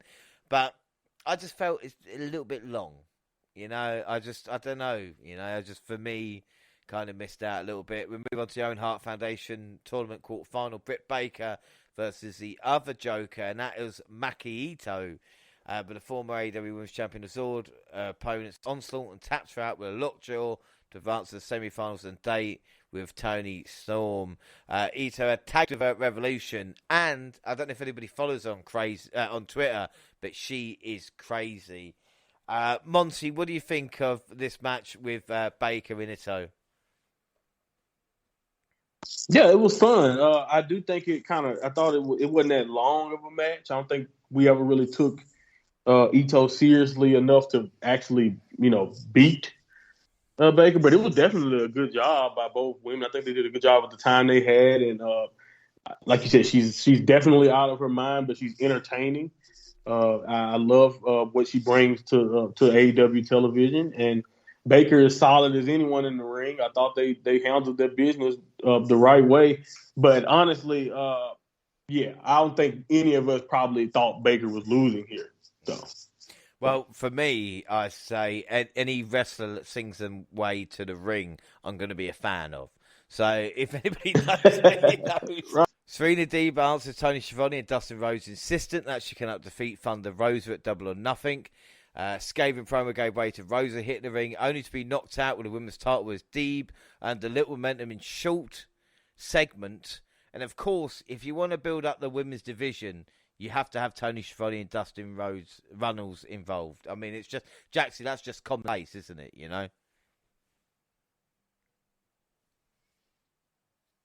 Yeah, I mean, again, they kind of have a piece of everyone's heart when it comes to the fans. So any sort of promo that kind of semi involves them is gonna pull at your heartstrings, isn't it? Well, in the main event, Adam Cole cashes ticket to the finals of the Owen Hart Foundation Men's Tournament with win over Jeff Hardy in a sprint of a match. And then Rampage, May 20th, we get the House of Black beat Evil Uno 10 and Fuego del Sol. Sean Spears, Big Damo. And they were expecting a giant. And I don't think people might have known who Big Damo was because Monty, the guy looked so different from Killian Dane. It was almost like it was his twin brother. If it wasn't for I don't know when I saw that he was bald or I saw the different look months ago though. I was lucky enough to already have seen it. But if you only had seen him in the Sanity days to now, oh my goodness, you would have no clue who this is. But yeah, this was great to see him though. I was very shocked that he was losing here to Spears, but at the same time, Spears had a thing going on, so I guess it made sense within the story. But yeah, it's good to see Killian or Big Damo in AEW. It's strange to see Sean Spears actually winning, you know, like on Dynamite or Rampage. So it's quite a exactly nice right. He's like a dark legend, but he's killing it on dark. But yeah, it was good to see him get a meaningful win, I guess. We get Chris Statlander versus Red Velvet. The baddies there to support Velvet as she hoped to advance in the Owen Hart Foundation tournament. Statlander kicked out of Velvet's finisher, and man put her down for the 3 count. We then see one of the stupidest fucking things in AEW history, with Sammy Guevara destroying the TNT title. But as everybody knows, we spoke about it, that's 2 belts exactly the same. Why was this such a big deal? Gina, please help me here. Am I going fucking crazy or what? I don't have anything to help you understand this situation. I'm just as confused as you are. I wasn't, and he did it as a babyface. Supposedly, because like Scorpio's supposed to be the heel. Like this was horrible. I'm over the story, guys. I'm just over it. What? What?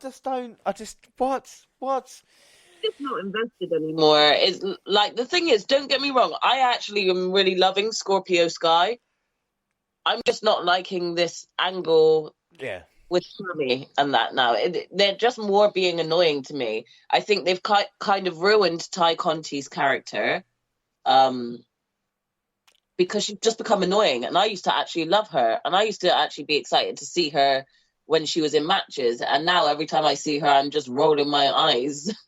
Yeah, she don't even work. She don't even work anymore. Like, she's just next to Sammy now. It's like they almost forget. It's like they almost forget that she's kind of like friends with Anna Jay as well. So it's like, there's been no support with like Anna Jay going into like, this upcoming match.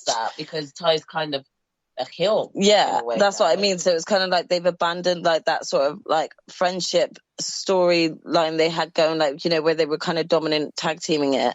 And it's like she's forgotten that she's a wrestler. Has she always stuck her tongue out like that, or is it only a heel? No, I swear. That's Sammy's stuff. Right. That's Sammy's stuff. That's a Sammy thing. He's thing. been doing that for years. Yeah. She's just starting to do it. Yeah, it's actually kind of irritating. It reminds me of my dog sometimes when it just sits there with its tongue on the side. Oh my gosh. I'm not saying, I'm not saying anything. I apologise to Tay if, she's upset about Sharpay's or whatever. But, we will move on to the main event of the evening, featured Moxley and Danielson from Black Belt Club, taking on Sadal and Martin in tag team action. BCC won, but the JAS attacked the BCC as the show went off the air. Quincy as Danielson got his leg caught between the ramp and the stage. This was not shown in broadcast, but this was very scary, and some people might complain that, not checking this here. Monty, what did you think with Danielson getting his leg stuck? Because it looked pretty serious. Yeah, and it wasn't really. No one was really clear about how long he was stuck. No one was really clear at first about whether he would be okay or not. And we, they just seemed to be kicking off something toward. We knew Double or Nothing was coming, so you never want to see an injury with a guy like Brian, or just in general, you never want to see an injury like that, or especially for a freak accident. But you never want to see one timed like this, right on the build of one of the biggest shows of the year for the company. So, I at the time I didn't know what to think, but I think now we know everything is probably fine, so that's good. Yeah, well, we'll move on to the last Dynamite, and it's the 3rd anniversary show, 25th of May. We started off with steel cage match, Wardlow versus Shawn Spears, of course MJF as guest referee. MJF repping Shawn Michaels in 2000 with his little black shorts. Wardlow with the gold entrance. I mean, if someone had fell asleep or been in a coma for the last 22 years and woke up, they wonder why, Goldberg is doing that entrance on AEW and MJF's doing his HBK cosplay. But Wardlow did earn his long-awaited match against MJF, overcoming blatant bias from the special referee to defeat Shawn Spears. The crowd in Vegas wasn't red hot. This was another level, man. As he manhandled Spears, he broke a pair of cuffs after him just spit in his face, and he put the chairman down with a powerbomb symphony. Even MJF caught a chair right to the head. I know unprotected chair shot, but still, this was hilarious selling for MJF. This felt like a moment, you know, when you look back on someone's career after a while and go, right, this is when he officially kind of made it. What a fantastic way to start, and what a showcase it was for Wardlow, especially that visual of him being on top of the cage and looking down as the crowd is going crazy. Jaxie, Wardlow is a made man until, you know, what can possibly go wrong with this at this moment in time? I mean, like the story build has been epic for this. I think this was the best way to play the steel cage match. You know, definitely making sure Wardlow wasn't the one that sort of touched MJF to not get him disqualified, and yet still be able to put him clean. Yeah, definitely just kind of built. It's built to such a point where this is probably one of the most anticipated matches on the card for tomorrow night.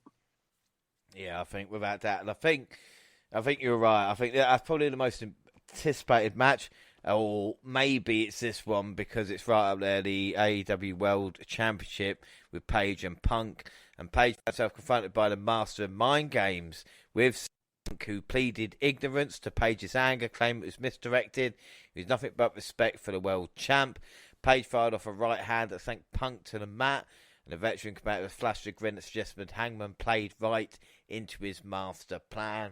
It was a great thing. Again, Paige saying, I'm protecting it, not protecting all the elite wrestling from you.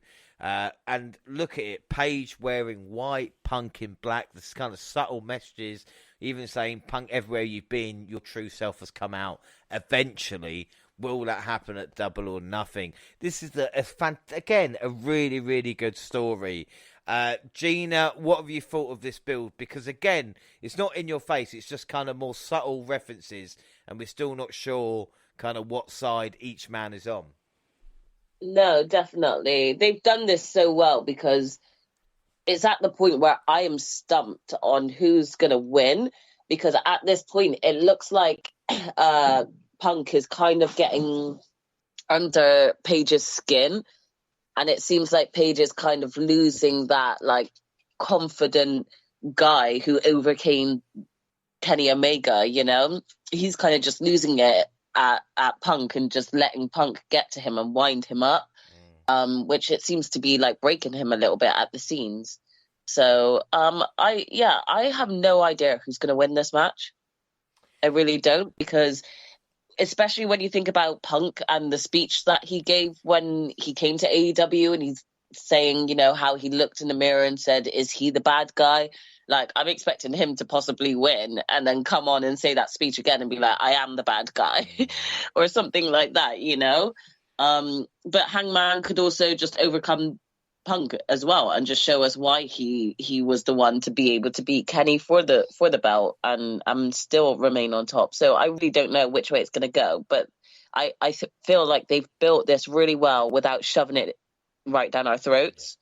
Yeah, and I think you're bang on, and I think the longer it's gone, the more I'm backing Paige. Like, even when Paige said that, and don't get me wrong, I love seeing Punk, but I'm thinking, yeah, he needs to defend his home from these outsiders, you know. So again, like I said, really, really well done. We see Moxley and Eddie beat Private Party. A fan lost his beer when Eddie tossed Quinn into him. Another fan gave him another one as a replacement. Lovely moment. And as you know, Monty, I'm the only one that kind of looks at the crowd during these moments in time. I really enjoyed that. Oh, that's nice. We then get Ring of Honor Tag Team Championship match, FTR versus Roppongi Vice. A fantastic match came to what may some consider a dissatisfying conclusion when New Japan's United Empire hit the ring to draw no contest. Yeah. They left the four competitors lane and drove Beretta through a table to put an exclamation point on the attack. Monty, were you excited to see these two guys? Because you've got a holy shit chant as well. Yeah, I'm always excited to see New Japan guys in this spotlight, especially the Great Okan. It was kind of ironic. We just just was telling you guys about the hero Okan is, and he comes in and he does this in his first impression, make a lasting first impression, whether it's the botches or however you want to look at it.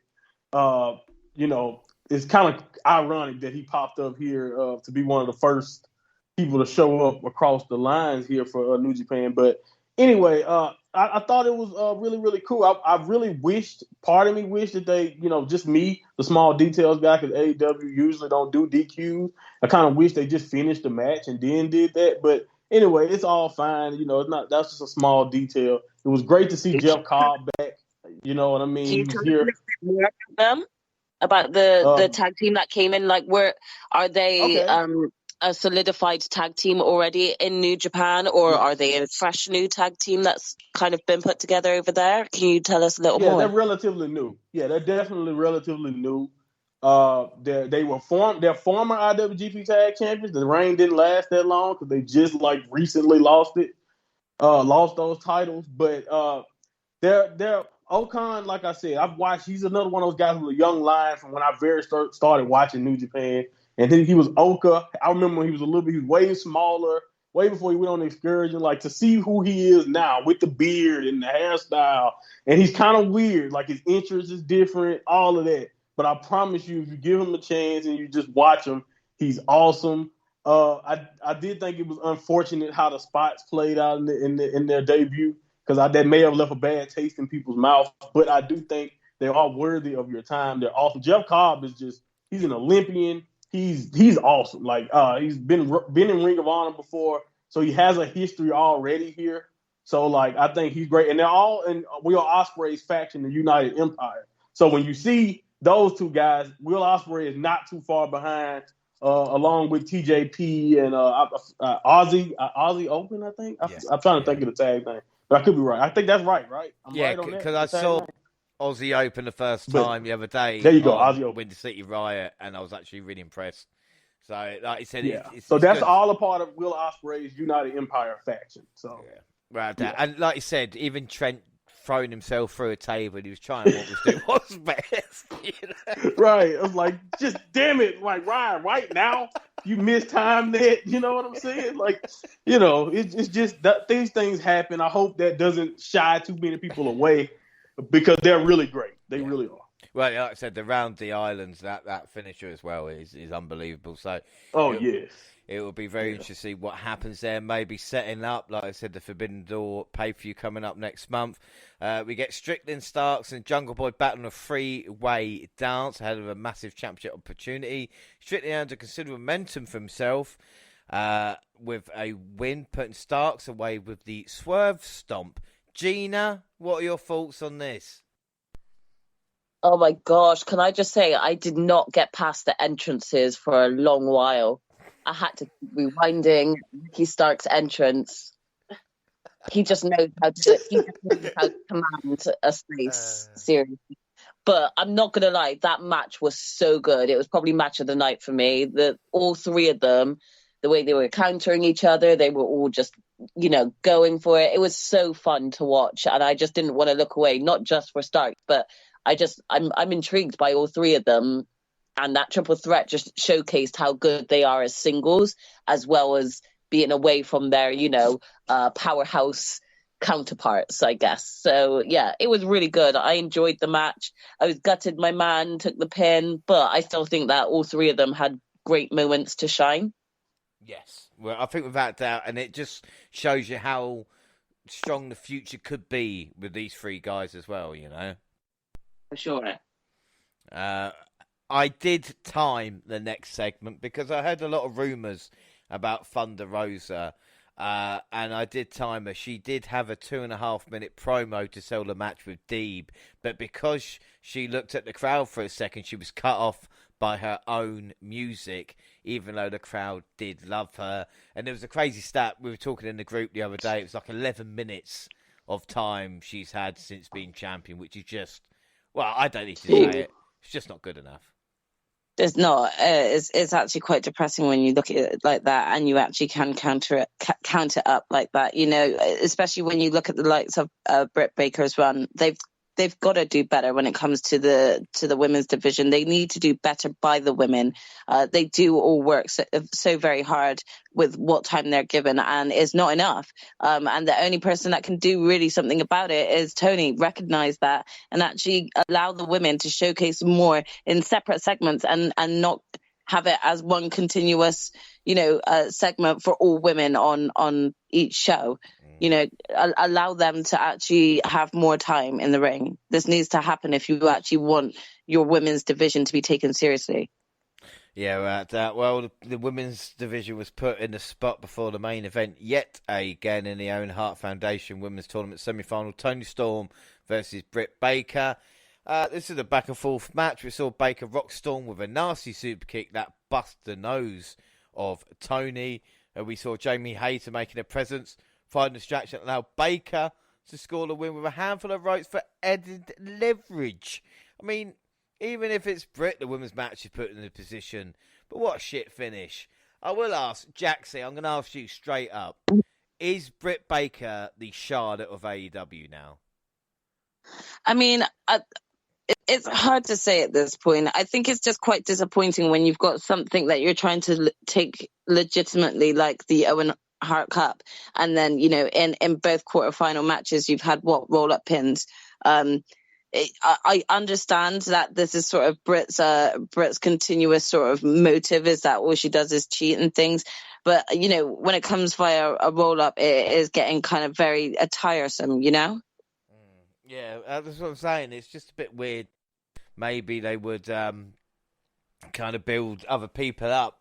But again, Baker is a star, so you can't just not have her appearing, on AEW TV for a certain amount of time. Of course, and I think that she has deserved it. She deserves the screen time with the amount of work she's put in. When you kind of go back to when she first started in AEW to where she is now, she has solidified her right to actually kind of have opportunities and continuously be kind of put in give him TV time. But that doesn't mean that it's not a chance to give other women a chance to shine as well. And I just think this ending could have been better. It's a little bit disappointing with what I felt was actually a pretty decent match. Yeah, I think like that. And again, Toni Storm losing, you just think, well, what's next now? Yeah. Like, obviously not in title contention. Talk about, maybe a women's tag team. But even then, if there was a women's tag tournament, then that would take away from the TBS title, the women's championship that we have as well. So it's delicate, but sometimes you might need to sacrifice a couple of men's matches to put the women's division there to kind of build up. And if it affects the ratings that much, Tony, then you don't worry about it. It will build itself back. Raw's been main evented by Oscar Lynch for the past 3 or 4 weeks now, which again I'm moaning about. It's only 10-minute long match, but they are having 4 chances at it. So it's kind of given here. And the main event again for a 3-year anniversary show, I thought the Wardlow steel cage match might be the main event. That's what I thought, to be fair. Because I thought O'Reilly and Joe, yes, it's a good match, but main event of the 3rd anniversary, just, again, but Joe absorbed everything O'Reilly threw at him and trapped him in a Coquina clutch for the submission win.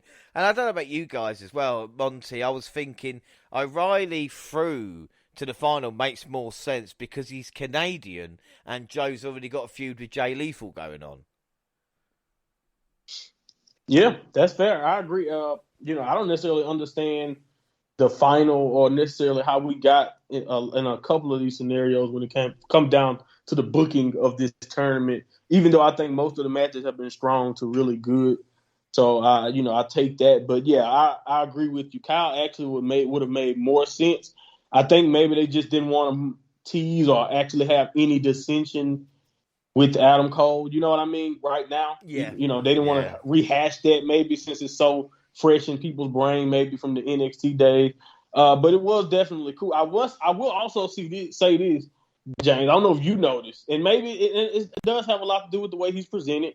But as a single star or like on his own in AEW, I think the people, like Kyle O'Reilly a little bit way more than they did or than they ever mentioned when he was that brief period he was a single star in NXT. So I don't know if it's just because he's the AEW coat of paint now or what is it, but I've always known he was a great wrestler. So it's kind of cool to see him in these spotlights. So I wouldn't have minded him in the final. Yeah, and do you know what? I wouldn't have minded him winning because you think about, Owen Hart's one of his most famous matches is WrestleMania 10 when he surprised Bret Hart, and I thought you could have played Kyle O'Reilly and Adam Cole exactly like that, and even have the finish with a roll-up victory at the end with O'Reilly getting it, But again, they've obviously got something else in their heads. Missed opportunity. Yeah, we'll see what happens. Well, Rampage, you've got the last Rampage to review now, May 27th. Bryan Danielson beating Matt Sydal in a fantastic match. And then Matt and Nick Jackson decided to have some fun this week by cosplaying as the Hardys for their match against Taylor Rust and John Cruz. Not only that, but they brought out Gangrel to complete the New Brood recreation as they wrestled to try use only moves and double team spots the Hardys made famous. I mean, there were so many references. We had Mattitude, of course, with the facts on the side as they came out. Matt falling out of the ring as homage to when he did that in the UK. I will mention Aaron Paul, though. Aaron Paul grew his hair out. Tyler Rust is a guy, former Diamond Mind, and now just I nearly didn't notice him, Monty, until right at the end, and I thought that's fucking Aaron Paul, that is, and I nearly missed it. There you go with his new hair, and then he attacked Gangrel after, but the Hardys made a save and took out Lita Cutler. Jaxie, the Bucks versus the Hardys. Bucks were on fire in this one.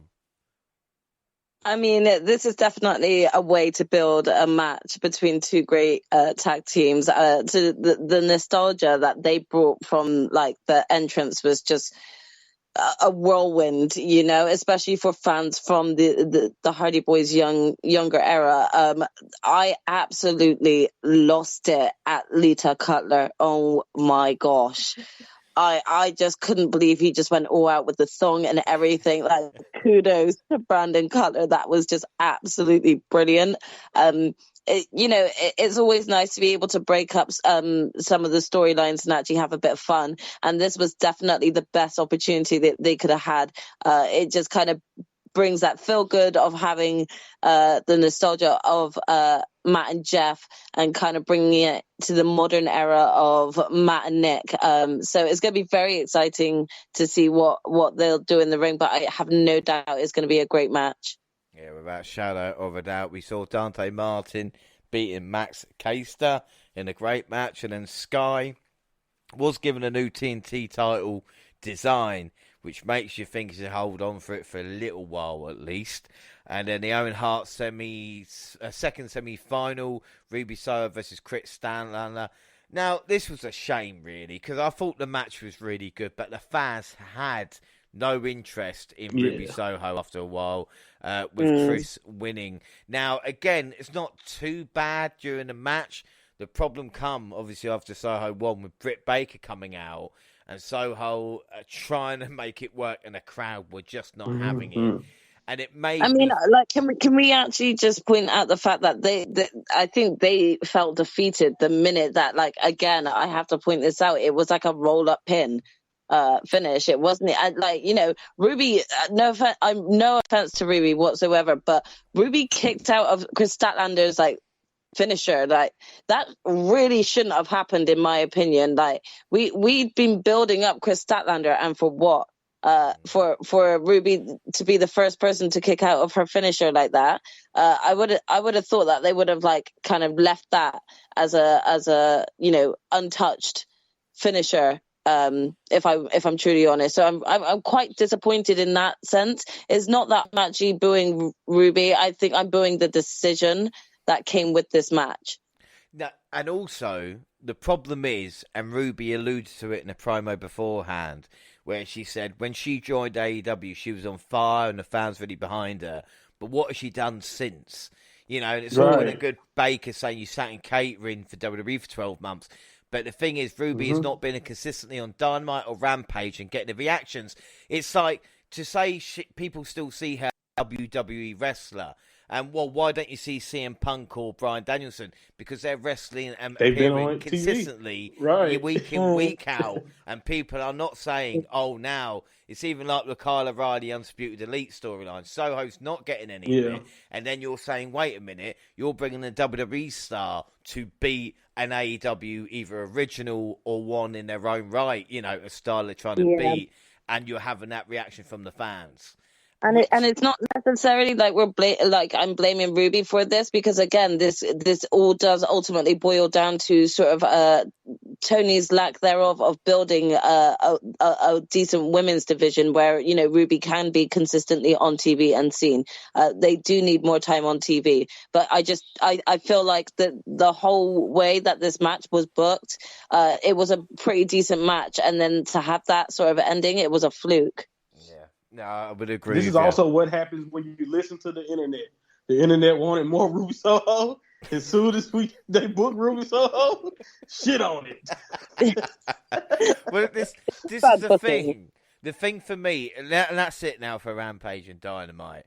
And overall thoughts, I think the problem for me is that I love the alternative, and it's like if there's competition or something different, I don't mind watching it. And don't get me wrong, it's great to see John Morrison and Joe and Jeff Hardy and CM Punk and Bryan Danielson, etc. But I've seen them on WWE TV for years, Even the Undisputed Elite was played out on NXT, Monty, you would agree, for years, MJF and Wardlow is a perfect example of two new stars, and the story is the best in the show, or around the show, because of it. It's like putting as a team, considering the Acclaimed and Pride and Powerful have to wait. What happened to Private Party? They were going to be told to be the next big thing, and they're just jobbing out. To talk about it, didn't have to announce Andrade leaving for 2 months, and we talk about the women's division as well, with Ruby getting a month. And Rampage, to be fair, is filler most weeks, and just random. There's no kind of rhyme or reason to it. So sometimes it's like, put this guy. It's like he went through a phase of putting Ring of Honor, Rampage and stuff. I put a title match here, put this here, put this there. Just for me, it feels like I want to see something else. I think that's why MJF and Wardlow's excited me so much, because it's something I would never see on. Even though it's weirdly enough, it's a WWE storyline, as we spoke about. They're doing it so well, and it's something different. It's almost like that's why I'm backing Paige and saying, let's stop these WWE, outsiders from coming in, because we all saw what happened to Impact TNA. And yes, you have to bring faces to that brand to, build the audience, but you can't have it at the expense of the stars you want to build for the future. That's my rant over. But that's what I feel. Monty, do you agree or disagree? Yeah, I think a lot of that, it's a lot of truth to that. Actually, pretty much everything you said, I can understand where you're coming from. I honestly think AEW is going through what happens when you try to wear a lot of hats at once. Because I feel like some of the booking, even at the beginning of the Owen Hart tournament, where you just throw Ishii in, not really much presentation about it, just off the crooks of this out of nowhere announcement. You just book a New Japan guy just because, all right, there you go. We have that coming without, like you said, any reason for it. Even with Takeshita from DDT, out of nowhere, type of stuff. The Ring of Honor women's title out of thing being built up also at the same time while you're trying to establish your 2 champions in, 2 separate divisions. And then at the same time, trying to give MJF and them enough time, build up your world title feud, make sense of whatever you've done with the TNT title. Like, you know what I mean? They're doing a lot of stuff at one time. I'm not giving them an out or an excuse, but I do think that's why we keep, it's a lot of stuff that's just continuing to be missing or thrown together, So I think that's the reason why it's been just really hit or miss for me for the most part. Gina, what about you? What are your thoughts on Dynamite Rampage this past month or so? I mean, for me personally, it's been entertaining. There are areas that definitely need improvement, though. Like we've just kind of gone over, I'm not really happy about the fact that both women's Owen Hart semi-final matches ended on roll-up pins. But like the men's, you know, Kyle O'Reilly could get, you know, put to sleep or something like that. We just need, it definitely highlighted the areas for improvement that need to be put out there. But I've still been very entertained by it. So I don't know if that's just my personal bias because I'm really enjoying AEW wrestling a lot. But yeah, I hope that they continue to take feedback from like the fans on what they want and what's not working. So yeah, no, but Gina, the thing is that the AEW, the wrestling on show is as good as it is anyway. It's great. Like I said, there's no doubt in that. But it's the whole point of we can't get to a stage where we just don't see what's going on. You know, it can't be the opposite of WWE. It's got to be consistent. Like I said, it's great stuff. The MJF storyline is fantastic. The matches we've had, the Owen Hart tournament for qualifier has been great. But it's just these little kind of, it's this women's division and other little things and the collection of wrestlers they've got now. And it's just like, I completely agree. It is probably still the best weekly show.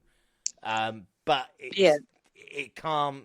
It's just there's areas of improvement that they can't ignore. Because if they continue to ignore it, that's where they'll start to lose people, you know. Right now they're doing very well. So it's kind of like, you know, especially speaking as someone that I do say that I'm a fan, I would just, you know, my expectation comes in with knowing that they want to improve and they are listening to, you know, not always just what us fans want, but what everyone sort of kind of really knows. Yeah, I think without a doubt. But like, there's no W has been great, and the build-up for Double or Nothing. The only thing that maybe another thing that annoyed me was the kind of late booking of a few matches. But then again, with the Owen Hart tournament, they kind of couldn't say, "Oh, Hardys versus Bucks," because then you're thinking, "Well, Jeff ain't got a fucking chance." Yeah, exactly. Yeah.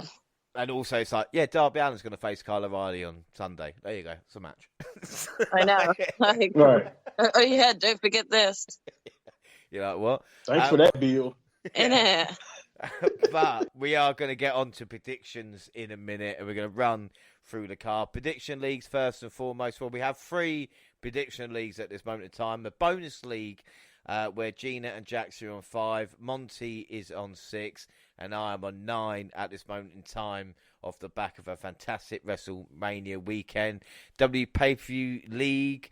Well, this is where it gets interesting because Gina is still on 2, but Jaxie got the victory last time and joins Monty and myself through 3 points apiece. An AEW prediction, Gina and Monty haven't got a victory yet this year, and myself and Jaxie are on 1 point. And of course, it's going to get tight at the top here. So victory. I mean, the thing is, we need to stop Jaxie. If Jaxie, she's on a roll at the moment, that needs to be stopped. All right. What can I say? What can I say? I'm just showing you my talents here. I'm just saying it's not fair on everybody else. But we are going to speak about the card now and get predictions. Now, all I'm going to ask to make sure that there is no, because I've had a lot of emails as well about how we do predictions. Now, Monty, you've already done a podcast with your predictions on there, haven't you? I'm pretty sure you have. So yes, I have. You're not going to change, are you, for what you've gone for? It's one that I'm definitely thinking about, but I think I'm sticking with it. Sticking with it. If I can say, if everybody writes their predictions now in front of them, or where I've already done my predictions here. So just in case, I don't want anybody to be swayed. I don't want anybody to change any opinion. What they've got in front of them is what they're going to say. All right? Gotcha. Okay. And then it's equal footing. We can't complain. All right? So I will be going round, of course, with everybody as well. But like I said, the predictions should be the same. I'm going to be very serious about this. All right? Points are on the line. We're going to start off. There's too many bloody matches, I will say. 13 of the fuckers on here. I have got a screenshot as well of my predictions, just in case you think I am, as the kids say, chatting shit. But we'll see what happens. So we'll start off with a buy-in tag team match, and it's Tony Nese and Mark Sterling versus Hookhausen. Gina, seeing as you're getting used to Danhausen, what are your thoughts on this matchup, and what are your predictions, please? My thoughts on this matchup are actually quite positive, seeing as I wasn't very positive about Danhausen when he first joined. I think his team is definitely letting some of us know who don't know who Danhausen is, what type of character he is. I think he's a little bit like Orange Cassidy. Not a lot of people warmed up to him. First of all, they were like, "Who is this lazy guy, and why do people like him?" But he eventually kind of got to show what he was like, and he just grew his fan base from that. So I feel it's a little bit like what's going on with Danhausen for me at the moment. So I'm definitely looking forward to it. I think it's a good way to also introduce kind of Hook, because he's been getting this big pop, but it's not exactly like we're going to chuck him into a singles run for a title anytime soon. So he just needs a comfortable, easy storyline for people to get used to him as well. So I definitely think that they've built this match and this tag team very well, and the excitement for it. So, I think it's going to be Danhausen and Hook. Yeah, no, it's funny because when you said he's quite lazy, I don't know why people like him. If I had £1 for every time someone said that to me, I'd be a millionaire right now. So, Hookhausen to start us off, fantastic. Jaxie, what about you? Yeah, I'm going to go with Hookhausen too on this one. Monty? Yeah, Hook's not losing here. I must say, shout out to Mark Sterling. He has like 3 or 4 income streams from AEW by itself, right? Have to. Yeah, for sure. He's everywhere. Well, representing. I think Hookhausen is Hookhausen is going for that is across the board there. Next match, we'll get it out of the way now because I know it annoys everybody. It is TNT champion Scorpio Sky, Ethan Page and Paige Van Sant versus Sammy Guevara, Tay Conte and Frankie Kazarian. If American Top Team come away with a victory, Guevara and Kaz will never be able to challenge for the TNT strap ever again. Jaxie, which way are you going? Okay, I'm going to go with Scorpio, Ethan, and Paige on this one. And I think I'm mainly kind of going with them because we were kind of just recently discussing about Scorpio Sky just recently getting a new belt and our hope for this to kind of be a strong run. This is going to solidify sort of like that this really would end the feud between, them and Sammy once and for all, and actually give us the chance to see Scorpio Sky go into something fresh and something new. I think if they went with the other way with Sammy, then this would be just something that would still be open-ended and continued, and I just think we need to move past it now. A lot of people are kind of itching for that, so I'm going with Scorpio, Ethan, and Paige. Yeah, I would have to agree with you there. It just seems like this storyline kind of needs to end, and Sky with a new title design can go on to new things. Now, it'll be interesting to see who steps up as the next challenger. Monty, what about you? Yeah, I agree. American Top Team easily. I feel bad for Kazarian because I actually wish they could go back there and have that rematch. I don't really want Kazarian to get punished here because I thought him and Sky told a decent story, but unfortunately he chose the wrong side. I want Sammy as far away from the TNT title if we could get him. So yeah, I reckon we're gonna have let's Paige, move on. I reckon we're gonna have Paige pick up her first victory and pin Ty. Yeah, that's what I think is gonna happen. That debut, definitely. Yeah. Well, this is the funny thing about it. It's, when you look at the match in itself, and it just kind of needs to just be done with. And Kaz is always getting someone else's shit. If it's not his tag team partner retiring, it's being the elite hunter and getting wankered every Saturday. Yeah. Poor Frankie, man. Gina, what about you? Yeah, I'm going with American Top Team as well. I think Hill's all around there. Up next, a match added for Sting. This is for Sting.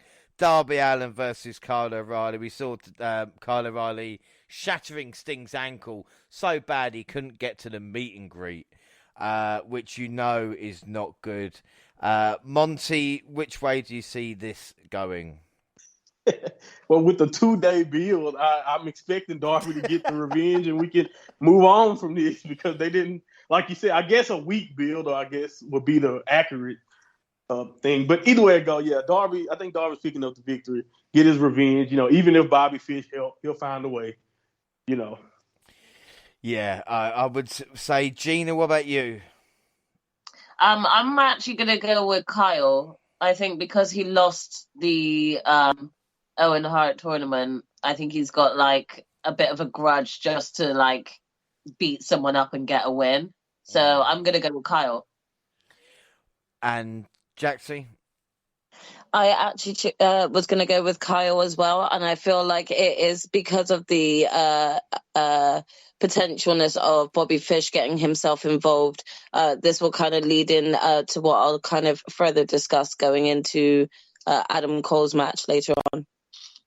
The only thing is I pissed and moaned last month about Darby Allin continuously losing as well with big matches, and I think he's lost his last few pay-per-view matches, so I think if Darby doesn't get the victory, I'll be a little bit disappointed, unless, like Bobby Fish, but then again, is Sting saving himself for a return just to dive through the crowd as well, so I'll go that could be If it's a pay-per-view, chances are Sting's going flop.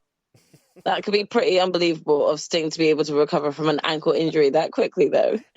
And go dive 20 feet. Walk out in a walking boot? Yeah. Walk out in a walking boot and jump. I would not put it past Sting to actually do that, to be honest. Up next, we've got the TBS Championship. Jade Cargill versus Anna Jay. And again, I didn't even know this was on the show until I was looking at the cards and thinking, when did they book that? But they did have Anna Jay saying, yes, they've not built this match up or given me any promo time, but I will win. I don't agree with her. So obviously, I'm gonna go Cargill. Gonna be nice and easy. Jaxie, what about you? Yeah, I mean, again, with the real lack of build here, I really do love Anna Jay. I think she's, if she's given more time, that there's scope to ooh and ah and question whether or not she has the capacity to beat someone like Jade, but not right now, honey. No, sorry, I'm going Team Jade, Team Green Money all the way, baby. Yeah, without a doubt. Monty? Yeah, I agree. Jade's winning. I must say, if this is supposed to be a rematch, the problem is I don't necessarily know if Anna Jay has done much anything since the match they had a while back. So it's weird, very, very weird how this match came about. But yeah, Jade's winning, no doubt in my mind. Yeah, and Gina? Yeah, Jade's got this in the bag. Yeah, I think, if she loses, we riot. I think it'd be fair to say. Up next, we'll do the tag team dream match, as it was the Hardys versus the Young Bucks. And for me, this is actually quite a tough one to call because, it's interesting the way it is. So I'll let Gina, you can be the first one to decide. We've all decided anyway, but... No, I'm going to go with the Young Bucks. Even though this match was put forward quite quickly, they've built the story in a good way.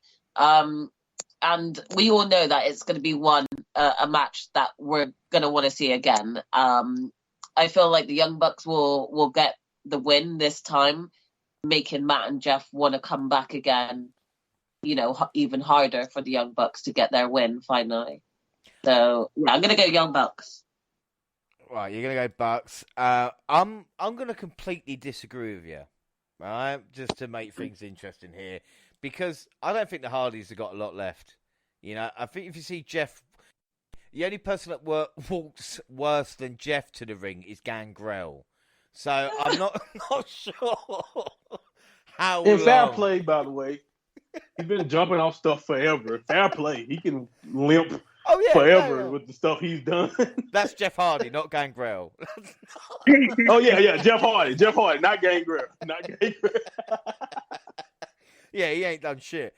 So I think with this, to make fans happy and to show they are the best tag team in the 20 years, I've got to say the Hardys are getting a victory here. Jaxie, what about you? See, again, I feel like this is just going to be one of those ones that we're going to get a part 2 of. So I actually believe that the Young Bucks are going to win this round, and that we're going to get a second round where the Hardys kind of get like the returning pin. Monty? Yeah, I'm going to go with the Hardys. I tried. This is an either way type of thing. The only thing I was just trying to rationalize is what do the Bucks gain from this? I know it's a victory over the Hardys, but at the end of the day, I thought maybe since the Hardys have at least mentioned that they would like to have one last run as a tag champion, that this will set them well on their way. I'm just like you, James. I don't think their run together is going to be that lengthy. So I just think they're going to try to pull this off. Do this match, which, by the way, I've been spoiled. I've seen this match in a ladder match, by the way, at Ring of Honor. So they've done this before, but it's the first time under the AEW lights. So I can't wait to see how it turns out. But I think the Hardys will pull it off. Yeah, well, I think it's an excellent point because people are thinking, the Hardys and the Bucks have never faced. They have done, but like you said, in AEW, and again, there's a worry about this match with the way Matt and Jeff are. But I think the Bucks, if anybody can, apart from FTR, actually, if FTR versus the Hardys, I'll be like, it's going to be a good match. But the Bucks always seem to have a moment. And again, it's interesting because people haven't really complained about the Bucks yet because they don't maybe get as much TV time, but there's no doubt they'll be on the pay-per-view every time. And no one's kind of mentioned that yet, but we'll see what happens with it. Bucks and Hardys, it's going to be really, really tight. And another match that's really going to be tight to call is House of Black versus the Death Triangle because they both need wins. That's as simple as that. Exactly. Monty, go on then. You can take one for the team here. you be the first. Yeah, I'll be the first one. I went with House of Black. They're only on the basis of I feel like they needed more because they're newer. But honestly, you can make the case that with Phoenix being gone and coming back and now they're collective again, the Death Triangle needed to. So it's so tough. This is really, really hard. But I'm going with House of Black to continue to establish them on the roster. Yeah, I feel like this match should have had a little bit more. I know we've had bits of build for it, but I just feel like this could be fucking amazing. I don't think people have spoken about this enough, with especially like Pack and Black and everything involved in it. I think it's going to be really, really interesting. Jaxie, what about you? Where are you swaying for this one? I'm kind of agreeing with Monty on this and going to go with House of Black, but only because I feel like it kind of is the right way to go, even though I can see this group kind of going at it for a longer time. They're going to produce great matches with the members on either side. So I'm going to go with House of Black on this one.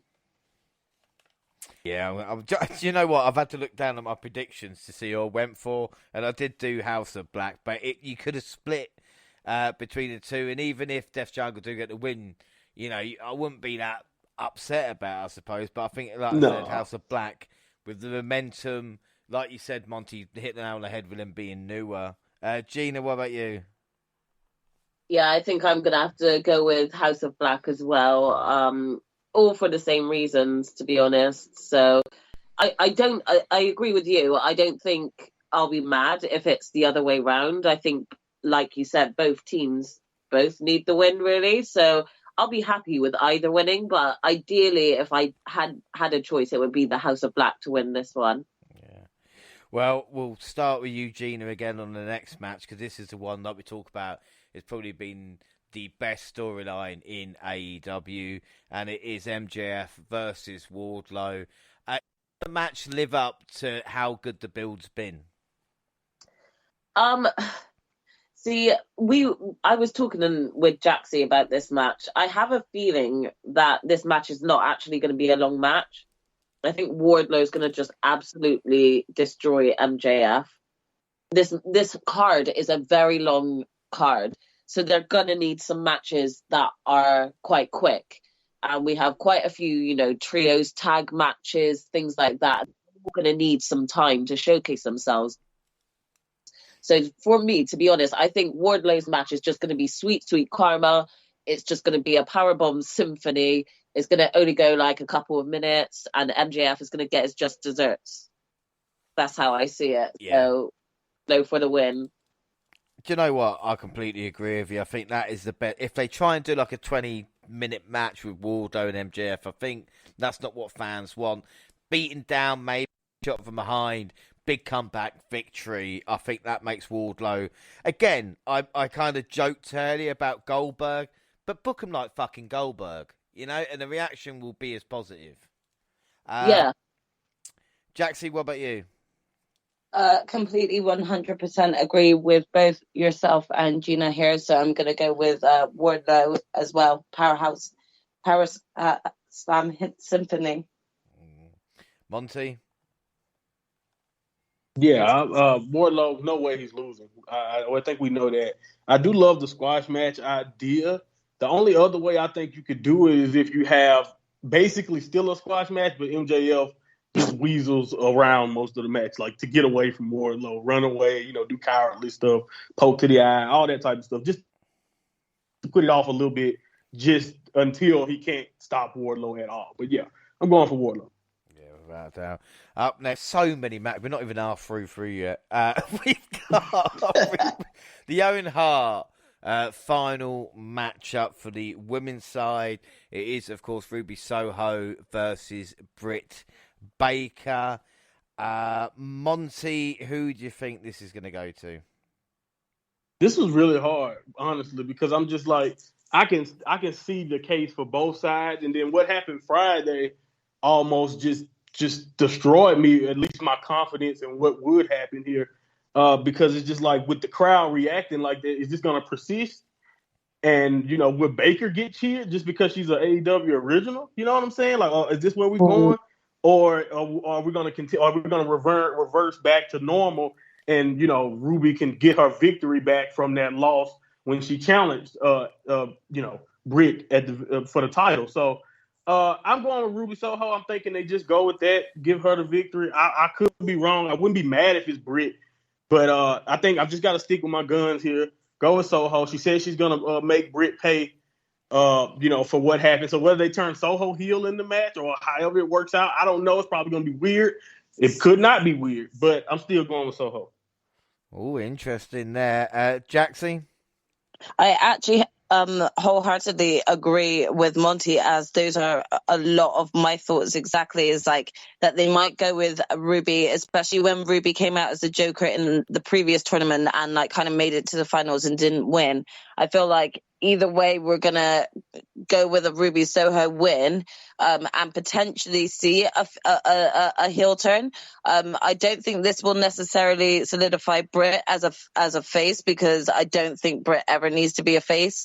But I do think that this will also kind of maybe fuel Ruby's angry side, maybe. Yeah, that makes sense. So Soho, Gina. Yeah, same. Soho for the same reasons. I think Ruby needs this win more than Brit does. And I don't think that they're going to change it just because Ruby was getting booed on Rampage, So, yeah, I think she's going to get this one. Do you know what? You guys might have swayed my argument, but I've already chosen Britt Baker. Just because, the couple in AEW in both finals of the Owen Hart tournament, wouldn't that just be a picture with them celebrating together and saying they're the great couple in AEW? So, because I do agree with you there, I also kind of see like maybe things kicking off between Britt and Jamie Hayter, like maybe potentially this is like the first time that Jamie doesn't come out to actually help make the save because she wants her to kind of do it by herself. So I'm thinking that's another reason that swayed me more towards Ruby, because I'm hoping that we are going to actually start, tipping the balance in Jamie's favor and actually, kicking things off with a potential sort of Jamie single run. Well, it'll be interesting. It's just the Baker thing there. I just feel with Adam Cole in the final, I couldn't not do it. And also, do not forget, the last pay-per-view we all predicted, I was the only one that went Britt Baker. Everybody else went Thunder Rosa, and she proved me right. So we'll see what happens this time. We shall see. We shall, shan't we? We'll move on to the men's Owen Hart final. Of course, Adam Cole versus Samoa Joe. I'll get mine out of the way as well, because obviously I'm going to go Adam Cole, because I've just said that they're both going to win a big bid if I did go Samoa Joe. Gina, what about you? I'm going to go Adam Cole with this one.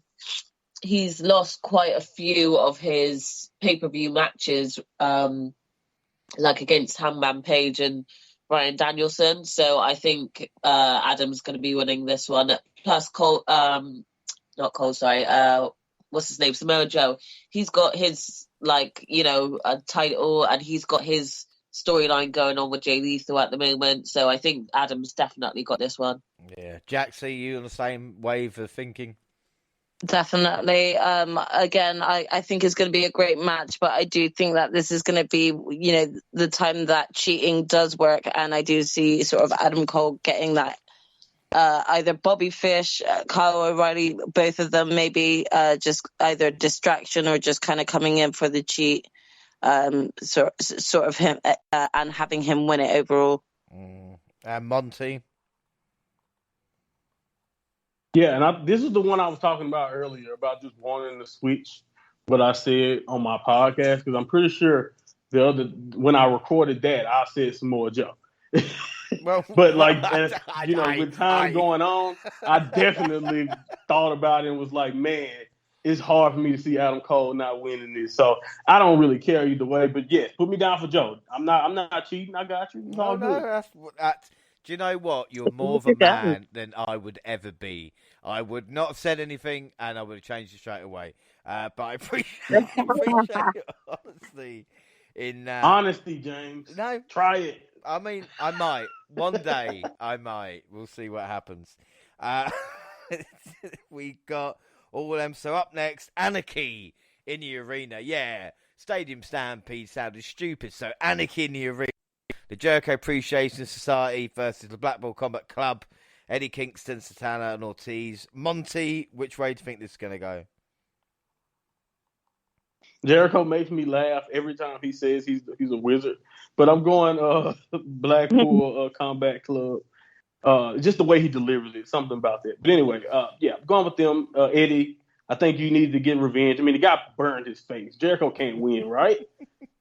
We didn't even mention the fireball. Yeah, sorry. Yeah, Jericho, we didn't even talk about this. We didn't talk about it. I would have thought that I would have not been interested in fireballs. But yeah, Jericho's going around fireballing everybody. Kingston, and for some reason, it's like some of the most entertaining shit that's actually turned up on TV. I actually fucking love it. I just like the way he turns around and goes, "Yeah, I set people on fire. I'm a wizard." It's it's like the most natural thing ever. That sort of thing actually exists. So it's like, yeah, fair play to you, Jericho. I will believe you are a wizard. That's great. I'm fully expecting him to arrive at get anything. Oh man, yeah, he needs to come out in the robe, the wizard sleeve. My God, if he came out in a Slytherin robe, I'd be literally loving it. Loving he need a staff or something. Oh man, that'd be good. Yeah. Oh, don't tell him to go do the full work. So imagine if he actually came out shouting "Wingardium Leviosa." Either that or "You shall not pass." Yeah. Or even come out with a beard, like a fake beard. Just do it. Just do it. Just do it. Because I'm a wizard. Yeah, just go. He announces it. Wizard, go all out. I will be all here for it. What were we talking about? Right, yeah, we were talking about in the arena. Who you got winning? Yeah, I've got Blackpool Combat Club. This is going to be messy. Do you know what I'd love to? And I know it's another WWE thing. The Canadian Stampede, Mankind and Triple H, and the match went on for about an hour and a half because they were just fighting around the arena. I'd love this match to start and then teams to fuck off. We have a couple of filler matches and then suddenly just come back in the ring and continue their fighting. They're still continuing, yeah. Just throughout the whole night. Yeah, that'd be just great. before the main event it finishes. Oh my God, that'd be brilliant. But I'm going to go the faces in that one. Jill, what about you? I'm going with Blackpool Combat Club as well. Yeah, I think that's fair. And Jaxie? Yeah, I'm Team Eddie on this one. I think he needs, to get his to avenge himself, and his, burnt face. So I see it going in Eddie's favor. That's good then. And then we move on to the tag team titles. And I'll tell you something, out of all the matches on the card, there's a few of them that I've been in. But this one was really difficult to look at or to kind of predict in a way. Just because it's like Jurassic Express, their run's maybe not like being great. And they might need to lose it soon because of the Christian, potential heel turn. But are Hobbs and Starks, Swerve and Lee big enough teams to take the titles off them? And I'm looking at it and I'm thinking, I don't think they are, no. So I'm going to go Jurassic Express in this one. You, because obviously, we know who you're going for. I mean, to be honest, at the beginning of this week, my predictions in my head was Jurassic Express retaining. I have slightly changed my mind with Jaxie about this, and I just kind of said to her, if they're going to do the Christian heel turn, they kind of need to do it now. I think like Jurassic Express have had quite a few good tag team matches now, and I'm not quite sure what they would go on to next with the belts. I think now is the time for Christian to change.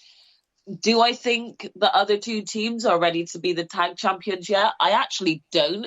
I think that Hobbs and Starks are probably the more better team because they've been together much longer, especially in AEW.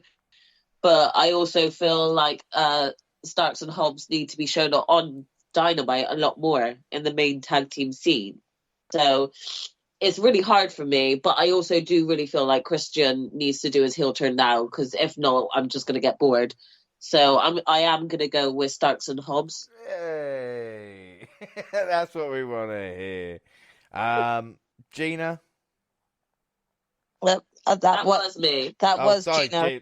Jaxie. I know. I did write Gina next to it. First time I got the names wrong. I did meant to say Jaxie. All right, you got me. That's a first.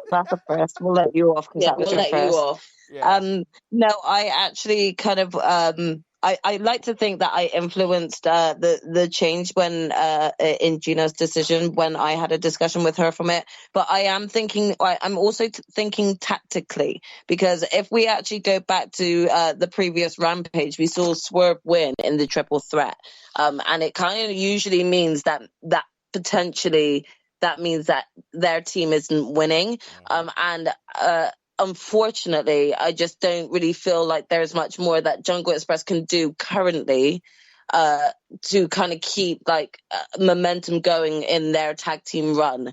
I do actually believe that Hobbs and Starks has got something, and I think that I agree with Gina in saying that they need to be featured more on Dynamite, and giving them the belts might give them that opportunity to showcase themselves more. So I'm going with Hobbs and Starks on this one. And Gina, Monty. I always get it wrong. Fine. That wasn't even close. No, I'm just playing. It's fine. No. I actually understand everything you guys are saying. You're making great points. The problem is for me is basically what James said.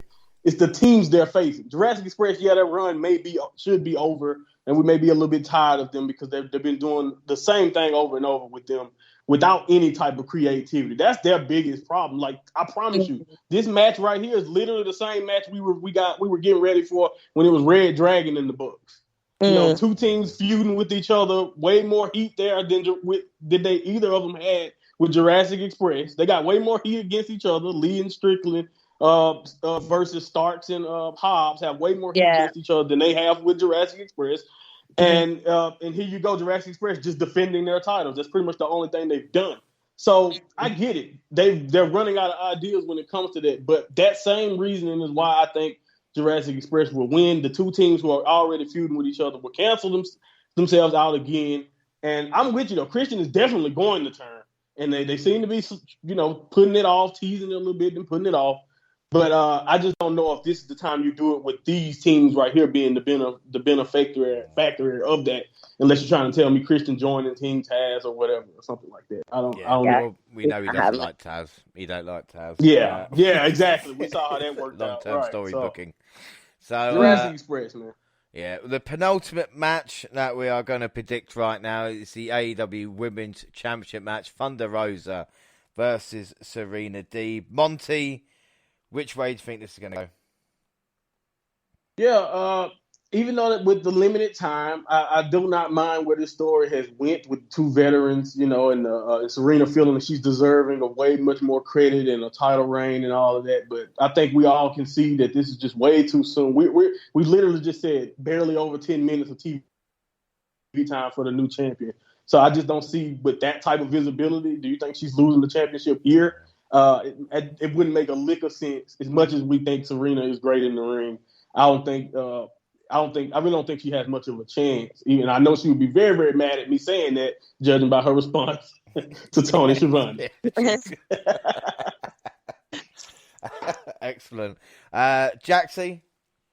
No, I have to agree with Monty on here. And I think as we kind of mentioned about Thunder Rosa's sort of TV screen time, if we're going to actually ensure that she has a decent enough run for it to not feel like a bit of a cop-out losing with Brit losing the title to her, I think the best way to do that is to actually have her kind of overcome a very well-known veteran such as Serena Deeb. I think, you know, they have kind of done as best they could with as little time that they've had.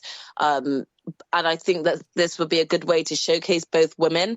I think that they actually could have potentially one of the best matches of the night. But I do see Thunder Rosa retaining and hopefully solidifying the fact that, you know, she should be champion. Yeah, without that. And Gina? Yeah, I'm going with Thunder Rosa too. They can't do her dirty like that and let her lose. Yeah, exactly the same as you, Thunder Rosa, but all the way. And then finally, the last match, match 13, which will probably be on about 6 o'clock in the morning UK time, the AEW World Championship. CM Punk looking to win gold versus AEW's own Adam Page. We've talked about the story. We've talked about everything that's to go into it. Which way is it going to go? And I'll go first, and I don't mind. This would be very interesting. I thought, you know, with storyline-wise, Paige winning probably make the most sense. But again, it's just that voice in my mind that I've gone for and thinking CM Punk in his first opportunity to win the title. And Paige's run's been great, I feel. I know a lot of people have complained about Adam Page's run, but I would say he's had the best run of an AEW World Champion. No matter anybody, if you look at what happened with Kenny Omega, if you look at, you know, match with Lance Archer, with Bryan Danielson as well. But I think this is time for a new champ. And so I'm going to go CM Punk to leave as AEW World Champion. Gina, what do you reckon? It is really difficult. This is probably the toughest match to call on the card. I agree with you. There's so much to argue back and forth on why both of them should win this match. I'm going to go with Punk. Yeah, it's just interesting there. Monty? Yeah, man, this is, like you said, very, very tough. Unbelievable build up to this point. And you guys make great points, but I'm sticking with Hangman. I think he's going to defend AEW this time, and I don't think this is going to be CM Punk. I don't think CM Punk will have to go away from the scene after losing this or anything. They've done series before. He could turn heel after the match. It doesn't have to be during. Honestly, if he do turn heel during the match and he wins it, I won't be mad because, like, I get it. He did a great job of trying to play the good guy, and I just love the narrative. Only a few people seeing through CM Punk's facade. Like Hangman, Eddie Kingston saw through it, MJF. You know what I mean? So I do like that element, but I really honestly believe that at least one last stand, you let Hangman, protect his company here, and, we can go forward with the rest of this program because I don't think it has to end here either way. Either finish you get, honestly. Yeah. And again, I can see your argument completely, and it makes more sense maybe Punk losing this heel turn and then building up towards Punk and Paige again. But the only thing with that is, when is the next AEW pay-per-view after this? Would that be August or September for All Out? So then you've got 3.5 months to maybe fill that gap there. Jaxie, what about you? Yeah, I mean, like, again, really tough one to call on this one. And as much as I don't really feel ready to see the end of a Hangman Page run, I do actually think he's had quite a decent run. I actually see this as the turning point where we could get a heel turn Punk during the match. And I do see Punk potentially winning this, confirming that the hesitations that Hangman Page had about him, and everyone, like you said, like not trusting him. I think this is where we will see that trust be confirmed as legitimately not there. So I see Punk winning this. Well, that is it for predictions. And I mean, I don't know if it gets tougher every month, but I think these ones were really like tight, and there was a couple of ways. I mean, I'm not expecting everybody to get 13 out of 13, but I think there's going to be a lot of chop and changes as the night goes as well. Yeah. But I think, I mean, I'm happy with it. Is everybody happy with their predictions? Yeah, definitely. I'm excited to actually kind of see these outcomes. Like, it's getting a lot more heated, I think, when it comes to our predictions list. So I'm definitely on kind of like, that I don't want to lose my title streak. So I need to kind of keep going in my winning streak here. Yeah, well, like I said, it is interesting, but I mean, that is it for now. Our next show will be the review show for AEW, and I think we're all being bored, and I think as well the predictions affect us differently watching a live show. Rather than just enjoying a match, you'll go, fuck Monty, or or anything. Yeah, Monty was right. Yeah. It's not just Monty. Fuck everybody. I'm all inclusive. It's not. Don't get me wrong. But has anybody got anything else to say about AEW Double or Nothing happening in just a matter of minutes? Well, just get ready. Long night. It's gonna be fun, but it's gonna be a long night. Yeah. Well, on that, leave it. Speaking about podcasts, just under 3 hours. Don't forget, we are across all social media. Twitter at the WNR Podcast. I'm at the WNR Jar. You can find the entire WNR team on a Twitter banner, or you can plug your stuff individually. Monty, where can people find you? At Mind Monty Pod on Twitter. So, check me out. Check the link in my bio. Just put out a podcast. Not only breaking this down, but listening, reviewing Kendrick Lamar's newest album. I touch on all types of stuff on the pod. So, come check it out if you got time. And if not, you want to catch like just snippets from the show, subscribe to Monty's Universe on YouTube, and, you'll get a couple of clips, and original content also is on the way. So please check it out. Yeah. And also another thing is, like, with this podcast, it can be a bit rapid at time, and I'm a bit kind of, all over the place, where if you with Monty, it's, I want to say chilled or more organised, But it's a kind of Monty's own show. The Mind of Monty, as it was, Monty and Mo, is a bit different to kind of how we are. So you can see him in different environments. I think that would be fair to say. Unfortunately for Jaxie, there is no escape because she only has the WNR podcast. But where can people find you if you want them to? People can find me across both Instagram and Twitter at Jaxy Scarlett. And Gina, if people want to buy you a ticket to Louisiana, where can they find you? Yeah, they can find me on both at Purple Pain. Perfect. Well, the Double also on Facebook and Instagram across all Google platforms. Send us an email, the doublepodcast@gmail.com, YouTube, Double Podcast. We'll latest clips and podcasts at the same time on YouTube. And to do SoundCloud on your phone. Also, Spotify and iTunes. We can download, subscribe, rate, and review there. So that is it. Like I said, our next episode is the AEW Double or Nothing review. Until then, I've been James Rowlands, and I was joined by, first up, the fantastic Jaxie Scarlett. Thank you very much for joining me. It's been fun keeping it real. Enjoy AEW Double or Nothing, everyone. Yeah, we've got the first trap, Gina's Gina. Thanks for joining us. Thanks, guys. Enjoy the show. And last but not least, we had the Mind of Monty. Again, thank you for joining me, buddy. Always fun. Can't wait for to review this thing. Without a doubt, that will be coming sooner rather than later, everybody. But until then, thanks for listening, everybody, and bye.